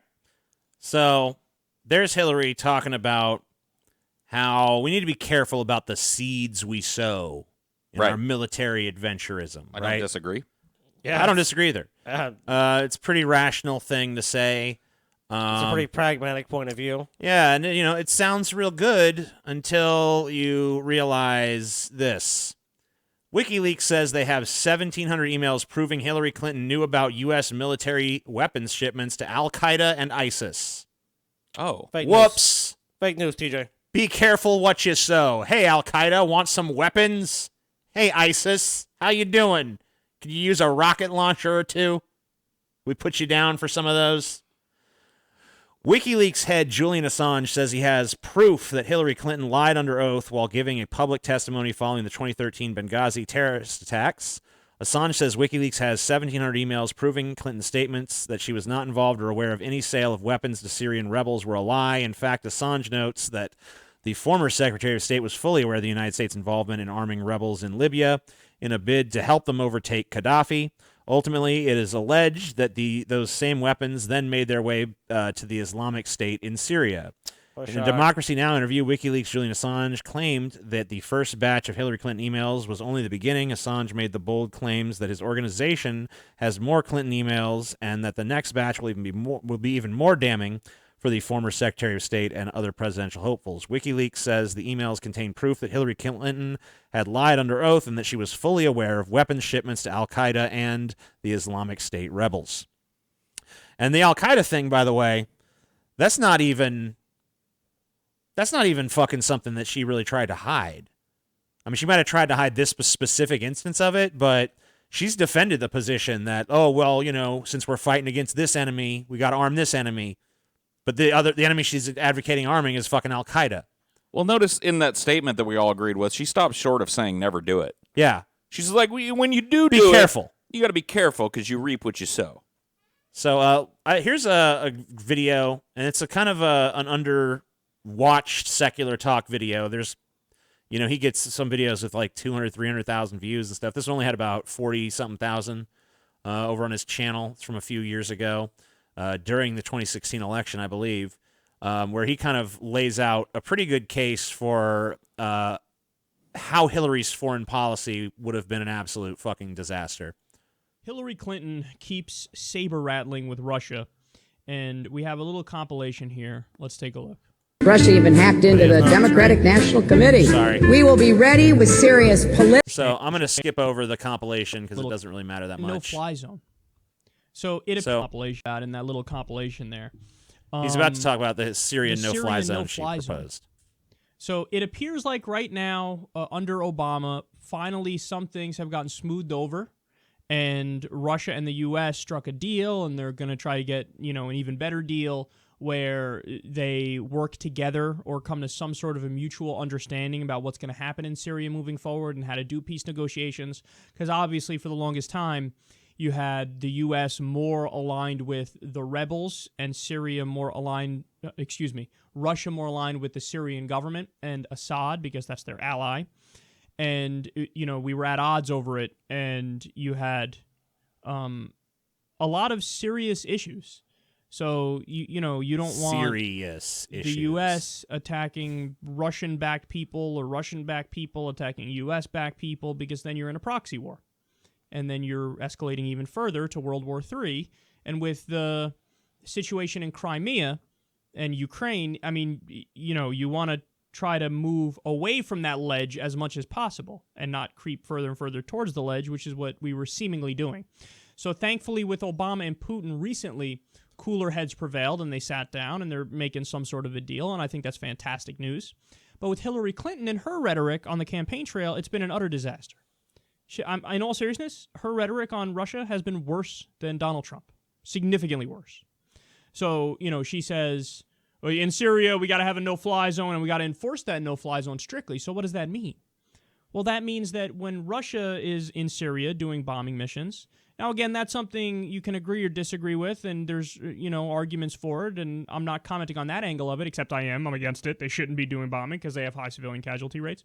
But, either way, that's neither here nor there. The idea is, according to Hillary Clinton, you set up a no-fly zone. If Russian planes enter that no-fly zone, the U.S. would have to shoot down Russian planes in Syria.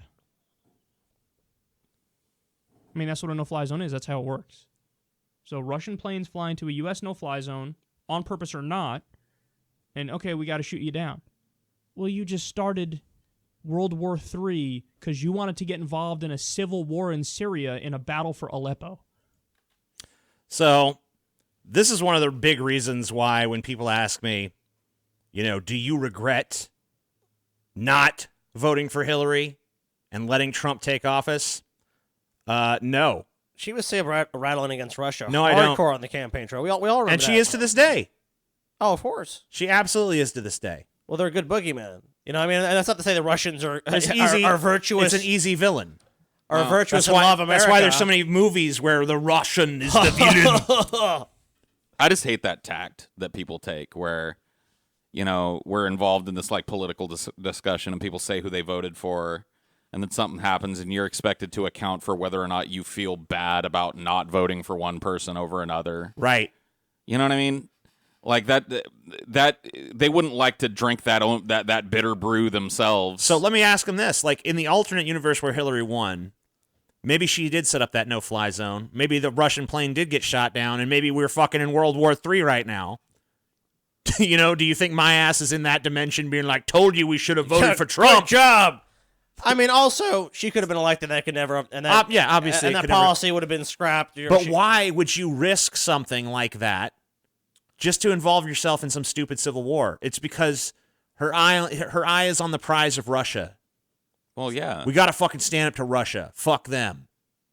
And it's to the point where, of course, just recently, we saw this event where Hillary labeled one of the current Democratic candidates a Russian asset. Yeah, an agent of Russia. Let's take a quick look into that, which is a brief story about it. A hot Hawaiian femme fatale. Yeah. Basically one of Putin's angels. Yeah, hailing from the city of Moscow. Putin's angels. She's a sleeper cell. Development in the presidential campaign. Hillary Clinton, the 2016 nominee, called Tulsi Gabbard, one of the current candidates, quote, the favorite of the Russians. Nancy Cordes is following this. And Nancy, what are we to make about all this? Well, Nora, Hillary Clinton did not mention Tulsi Gabbard by name, but an aide confirms that that's who she was talking about. It was very obvious that's who she was talking about. Stunning claim that the Russians had already hit on a way to meddle in the 2020 election, much in the same way they meddled in her election in 2016. On a podcast interview, Clinton said, quote, they're grooming her to be the third-party candidate. She's the favorite of the Russians. They have a bunch of sites and bots and other ways of supporting her so far. Clinton was referring to the fact that the Hawaii Congresswoman gets a lot of attention from Kremlin-linked media, just as Green Party candidate Jill Stein did back in 2016. This afternoon, Gabbard lashed back. Well, let's take a look at Labbard. Labbards. Let's look at Labbard gash back. No. Let's look at Gabbard's response to this. She comes in hot and heavy. Tulsi Gabbard's to Hillary response. Clinton's I'm sorry. comments Scully suggesting Tabbard, that baby. a 2020 candidate is being groomed by the Russians. Congresswoman Damn, Gabbard that kinda joins sounds me like, now from Iowa City, going to the lake Iowa. with Congresswoman, somebody. thank you Is so Putin gonna much take her for to the being lake? here with us. So, in Aloha, full, thank you. What did you make of Secretary Clinton's comments this week? Let's be clear about what this is about. Really, that if any. I don't understand why they couldn't like have her in a room. Why is she on somewhere. a fucking busy street? Like, what is this? I don't know. Why are we on the sidewalk? That's what I want to know. That's my big question so far. Well, it is Iowa City, Iowa, which is a shithole, so. She's trying to win some shithole points. I'm in a shithole. Well, I care. Iowa's the first state that votes, so that's clearly why she Look at the shithole I'm in. I like this shithole. Love it. Stands up My and favorite speaks shithole out ever. to end the regime change war policies our country has had for so long, the likes of which we've seen waged in Iraq, Libya, and ongoing in Syria. We will be labeled as foreign agents. We will be labeled as traitors to our country. So really what this is a message to every veteran in this country who has put their life on the line to serve our country, to every single American who believes strongly that we must end this long-standing foreign policy of being the world's police and waging these regime change wars, which is really the legacy of Hillary Clinton, then we are traitors to the nation that we love. Now, you gotta admit, say what you want about this Russian plant theory, right? Right. All the end results of what she's talking about is basically Russia's wet dream. Yeah. Yeah, America, stop fucking with our attempts to install, Russia-friendly dictators in all these fucking resource-rich countries and shit, and let us just gobble it all up. Right. You know what I mean? Russia, it would definitely be better for Russia if we stopped having proxy wars with Russia. It would, There's no doubt. No. That's a vast understatement. There's no doubt about that. It would be like handing them a big present that says, "Here, go ahead and dominate this entire hemisphere of the fucking world." There you go. But should we continue to spill lives and spend money and all this stuff just to hold them back? If the end result is a Russia that's capable of fucking invading us and doing it to us next, or, the escalation of them gobbling up more and more natural resources that our fucking companies are increasingly more dependent on as we have to import more and more of our fucking resources. What do you think? Like, I don't know. I'm not saying that I agree or disagree with the whole Russian plant thing. I'm not saying that I agree or disagree with either of these positions. I'm just saying it's not as cut and dried as people like to make it. Just rushing out of these areas creates a huge power vacuum that is naturally going to be filled with people who are directly hostile to the United States and its interests, which is going to put us ever closer to this teetering fucking, showdown where it's like, we got more of the world than you do, so we're going to start oppressing you. I really think that we're basically fighting over a problem. The Middle East is not this. I mean, obviously there's resources there and there's reasons why people go there. Of course. But it's also a very problematic region that's very difficult to control, very volatile. We've seen that ourselves as we've wasted tons of money and lives trying to control these places. We've never established control or stability in any of them. I mean, dude, let's be honest. It's about the fucking oil. Let that be Russia's problem. Let that be China's fucking problem. As long as the oil keeps flowing, no one gives a shit. It's an oil and mineral resource rich area of the world that both countries, in a world where it's widely speculated that peak oil has already been reached, and we're on the downslope of that, knowing that these resources are going to become ever more scarce as we pump more of it out of the ground, are trying to secure territories under which there are oceans of oil. That's what this is about. Right. It's about strategic resource control. I don't think anyone's surprised by that. I mean, we've known since Iraq and probably before that these are wars just saying over oil that and resources. we should stop fighting over the oil is also saying, well, I hope that we're going to take that military budget and immediately invest it in alternative forms of fucking propulsion, which and I shit. definitely would advocate for. Which that would be just a seismic change. Yeah. I mean, do you think? I mean, I think we need seismic changes. And one the world needs. Yeah, one the world definitely needs. I mean, there's no fucking easy little tweaks we can make to fix the problems we have at this point. Yeah, but let me ask you a question, TJ. If you're a giant company, right, in the oil business, in the energy business, which right, is essential for all this shit to run, all these devices, everything you need this stuff to run it. Right. And without it, it's not going to fucking happen. And why would those companies be incentivized to make these changes to clean energy, which almost by its very nature, for the most part, would be abundant. Every cheap. human being on this planet has an incentive to do that, thanks to the threat of climate people change. do. People have an incentive to do that, but massive companies don't. They have zero incentive to do that. They've been burying. They live on the same planet as we for do. 40 years. Yeah. And the electric car is still prohibitively expensive for most people. It's just not there yet. The infrastructure for electric cars is laughable. If you live outside of an area where you're likely to see a charging station, you may as well not get an electric car. Yeah, but all that obviously needs to change. Right, but it's like every little issue that comes with that is kind of ignored in this whole... I'm not ignoring it. I think the idea that we're going to make any sort of serious changes to this country and it's going to just be easy, I don't know anyone who believes that. I think you'd have to be extraordinarily naive to believe that. Massive structural change would not be easy.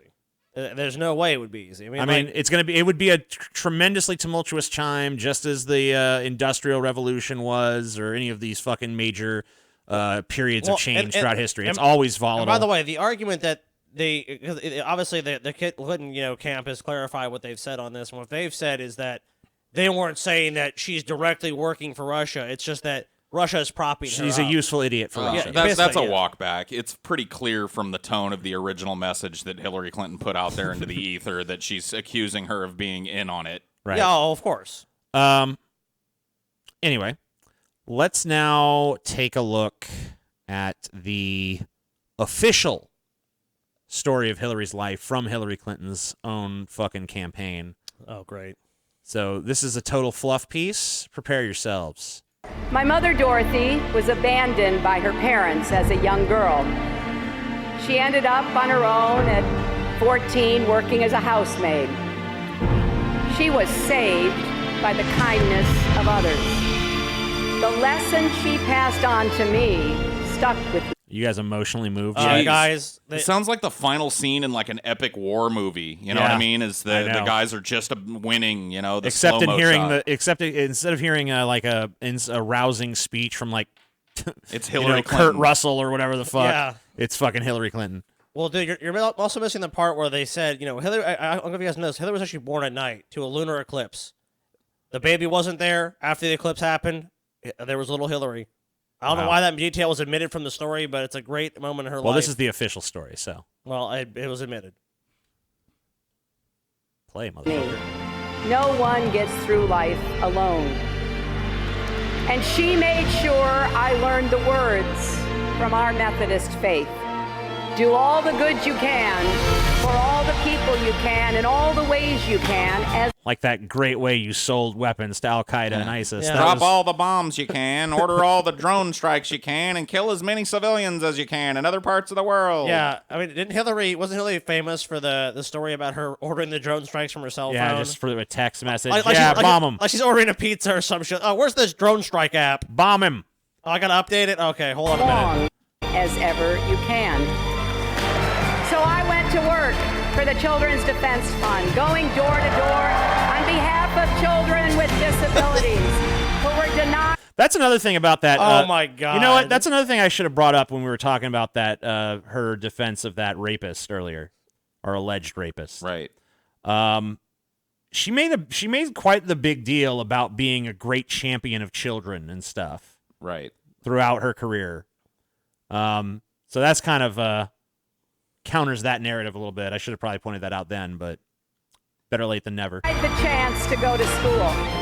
I went to South Carolina to investigate the plight of 12 and 13-year-old boys imprisoned alongside grown men who had committed serious Hillary felonies. sounds like a saint in this. She is. Don't you know that? She's like the pale rider that rides into the fucking corrupt town. And I shall right every wrong. and Every injustice shall be made just. It's just insane how she like everyone knew this was happening, but then Hillary shows up, and how suddenly the incarceration problem is solved. When you're in Texas, look behind you, 'cause that's where Hillary Clinton's gonna be. In Alabama, I helped expose the racism of segregated academies. In Arkansas, I ran a legal aid clinic that provided representation to poor families and prison inmates who could not afford it. You know, in fairness to her, she did actually do all that shit. Right. I've been your first lady, served 8 years as a senator. I mean, even this ad is very revel in the glory of what I am. Of course. Revel in the glory of what I have done. Well, think about what the counter narrative to the kind of popular attack lines of Hillary Clinton have to be. She gets off rapists of 12-year-old girls. No, I went door to door for the Children's Defense Fund. Yeah, she's done nothing. And all this is list all her achievements and accomplishments from the time she was born. Anybody forget what happened here?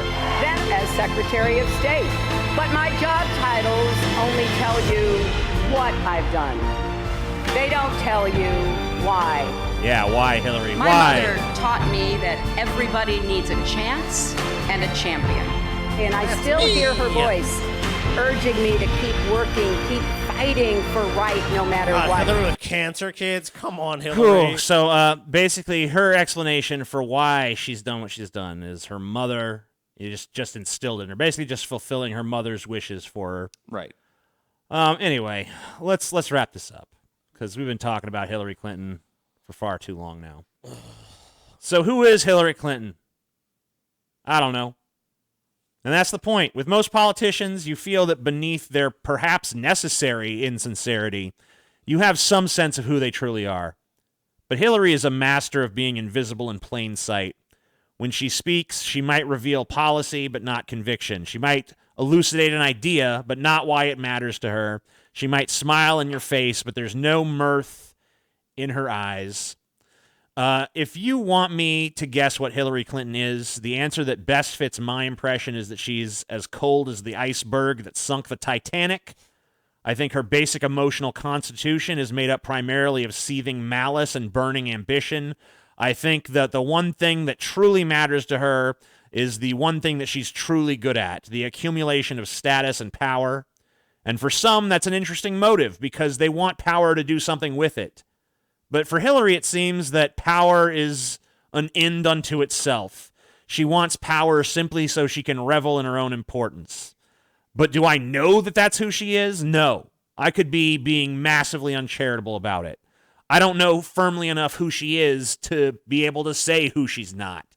And I think that's probably the biggest reason she lost in 2016. What do you guys think? What do you think is beneath? I mean, we all agree it's a mask, right? What's beneath the fucking mask? I mean, what's underneath? I think you could ask the same question of most politicians. I don't think you could ask it the same way you could ask it about Hillary Clinton. I don't know if that's true. There's a carefully crafted image that is presented to you in politicians, especially at the national level. And all of the things that you just showed in that, Hillary Clinton video, those are standard par for the course, bragging about what they've done type of things. Right. And I think that Hillary Clinton is much more a symptom of a wider problem. I'm just drifting off that. Sorry, I'll just put it back. No, it's okay. She's much more a symptom of that wider problem, that we have a system of politics now that instead of presenting real personalities who are willing to actually empathize with the plight of others, are ever more crafty actors that know how to highlight certain things about their lives and bury certain things about their lives to present a forward-facing image of stability and greatness and warmth and child-rearing and all of these wonderful, feel-good, fuzzy-wuzzy things that make people go out and get to the polls. And I think if you're going to accuse Hillary Clinton of anything that you could substantiate, it's that. And if you're going to accuse her of that, you would be remiss to not accuse Barack Obama of that, or Ronald Reagan of that, or Bill Clinton of that, of all people. It's kind of standard par for the course American politics I think, though, but I don't know, man. I feel like with Bill Clinton, you kind of have an idea who he really is. I don't think you do at all. I think Bill Clinton's just got his own tactic. He's a little bit of a womanizer. He's a little bit of a fucking playboy and shit. I mean, some people can say he's a fucking abuser or whatever. And maybe he's that too. I don't know. Very well may be. But we know that he's fucking into sex and cheeseburgers and shit. I mean, what we know is... We know that Trump is a fucking egomaniacal fucking dude that thinks he's the greatest at everything. But with Hillary, I don't know a goddamn thing about who she truly is. I don't even know the slightest little factoid. You don't even see the slightest little crack of oh, that was her genuine personality coming out for a second there. What about the hot sauce in the purse? Oh, yeah. That moment, I saw a twinkle of realness in her eye. Hillary's like, I loves me some hot sauce, baby. Maybe the answer with Hillary is Hillary just is whatever she needs to be to get ahead. So you just think she's a chameleon, right? She's just someone that can adapt to any environment. She can play whatever game she needs to play. She doesn't have those moral qualms, and you see it very early on with Hillary. She defends a rapist. Bunch of people go, oh, how could you defend this person? Because I don't think Hillary cares. I don't think Hillary has those moral problems that a lot of people have. She just sees her goal, and that's what matters to Hillary. She's a person that's driven towards a goal. It's propaganda. It's like we've reached an era in American politics where the way these politicians present themselves has become undeniable propaganda. That little snippet that TJ played for us at the end of this was in no way representative of the total footprint of Hillary Clinton in governance. Sure. Not anywhere close. But that's all people are going to see. Those political ads are what people see right before because they're watching a football game or they're doing whatever, or they're on YouTube. They're going to see these ads. All the chance these people really have to get in front of people, besides these public events that people attend, is advertising. Is their social media presence. It's that fucking one time. It's like, here's Hillary's story. Here's what she's done. Here's the experience she has. I mean, think about this though. With Hillary's fucking resume, you would think... And it's an impeccable resume. Right. If you look at it, it's on paper. I mean, her resume is insanely perfect for the position of being president of the United States. Sure. Why was she rejected? Now, obviously, she won the popular vote, but why didn't she definitively win those states she needed to fucking win? I think it's because there was never any semblance or sliver of humanity for people to actually connect with in a real way. Trump ran a better campaign. He targeted the place he needed to target. Hillary obviously was more popular nationwide because, she had different, honestly, better name recognition than even Trump did. But the problem is she won states like California in a landslide. Yeah, that's great, but that only gets her so many votes, whereas Trump won those states he needed to win. The Democrat is pretty much always going to carry California. It's just, and that's the most popular state in America. She was just in that position. How did she get there?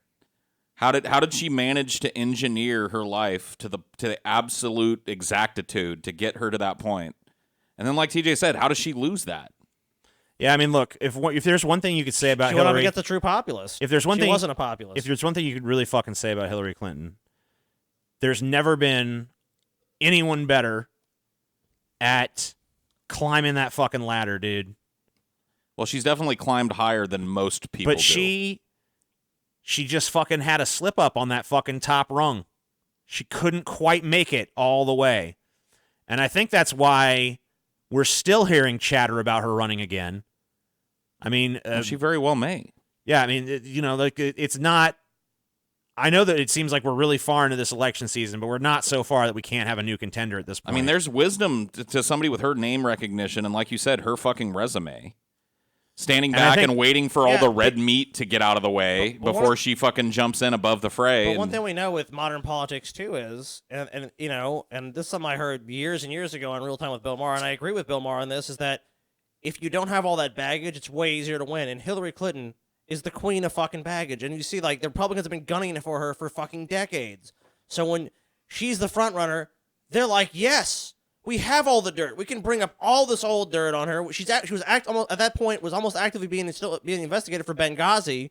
So it's just easy. She's already in the public sphere. She's already someone they can easily attack. They have almost unlimited ammo to go after her. It's a wet dream. And Trump just had way more popularity and enthusiasm behind him at that time, especially before he got into office and started making all these fucking blunders. Before he had the baggage on him. She had tons and tons of baggage. What happened with Benghazi, Hillary? Why'd this ambassador die? Oh, my God, what a fuck-up. You're the worst Secretary of State we've ever had. And that's all people remember. People don't know the minutia and the day-to-day details of what goes on in Washington, D.C. They just know these little fucking snippets. And all the snippets about Hillary, for the most part, were negative. Well, I mean, I know the Trump campaign did a really good job of just constantly attacking the character of Hillary Clinton. I don't think she's good at governance. I think she's very good at obtaining getting power. into positions of power. I don't think she's very wise with how she applies and uses that power. I think if that were true, she would have crossed too many people to have risen as high as she did. I don't think you can say that somebody that started off as a lawyer and ended up climbing all the way to the point where, it's because the she's second most powerful person in government. It's because she's a serial preserver of the status quo in most instances. I think she's good in those inner circles. I think she's good with that stuff. Yeah, she's good at glad handing. Yeah, she's good at making She's good at those scratching connections. the backs of the powerful people she know can help her. Isn't that the game? That is the game, and she plays it fucking well. I think she means the actual governance. What I'm talking she about delivers. I'm talking about actually delivering on some sort of some of the promises that we actually elect. But that's no longer part of the game. You don't deliver on promises anymore. Look at Obama's campaign. It was an ocean of promises. I'm going to close Guantanamo Bay. Speaking of not delivering on promises, I know that it's kind of a digression, but did you guys read the recent story about how people are just cutting holes in Trump's wall to get through? Like smugglers are just fucking cutting holes right in the wall and just passing on. And why through. wouldn't they? There's already enough wall for them to have to do that. They don't even tunnel through or anything. They just cut cut a hole through it. Yeah, they're just like, hey, there's a wall here, and just Great. cut a hole in it. Fantastic. Pass on through. We were talking about like them needing to tunnel or climb over. Nope, they just cut a hole right through it. Hey, so when we did the episode, would Trump's wall work? All those people that defended the wall, what do you have to say now? Because people are just going right through it, retards. People are literally cutting holes in it and walking right through. I love the brilliant people that said, what do you mean we shouldn't do nothing? No, we're saying we shouldn't do this policy, which is now proved to be a total abysmal failure. I mean, it was already proven to be stupid. I know, but now even better. Yeah, let them build this fucking waste of time, waste of money wall. It'll never be completed. And even it's another fucking public works boondoggle that'll be immediately defunded by whoever the next president is. Oh, of course. Why would they? It's being built at like a fucking absolute snail's pace in chunks because there's constant fucking eminent domain lawsuits. Even if, let's say for some reason, let's even say the Congress tomorrow agreed we needed this wall and they allocated all the money and everyone had the land, just gave the land up and they built the wall, it wouldn't make a bit of fucking difference. People just cut right through. There's so many ways around it. It's not going to stop anybody. It's a waste of time and money. We already know the fucking problem. It's visa overstays. It's every fucking thing else. It's the economic incentives of corporations to import a cheap labor force that they can fucking totally control and own. If you guys want to hear more about that, we have a whole episode on why the wall won't work. We do. And you guys can check that out. I don't know if it's a patron episode or a public one, but it's either way you can way. see it. And if you're not a patron, you really should be anyway. Yeah, fuck you. I mean, if you've watched to this point in the video, you obviously like the shit we're doing, so become a patron. Become a And fucking if you patron. haven't watched, then you have no idea what we're talking about because you're not here. You're not even here, so who cares about you? You're I will fucking stab lame. Chauncey with I'm gonna this say, screwdriver Don't do if it. you don't become a patron. I'm going to say to all the people who are not watching right now, fuck you. Yeah, fuck you. Because who cares? They're not watching. They don't know. You're all terrible people. Terrible. The end.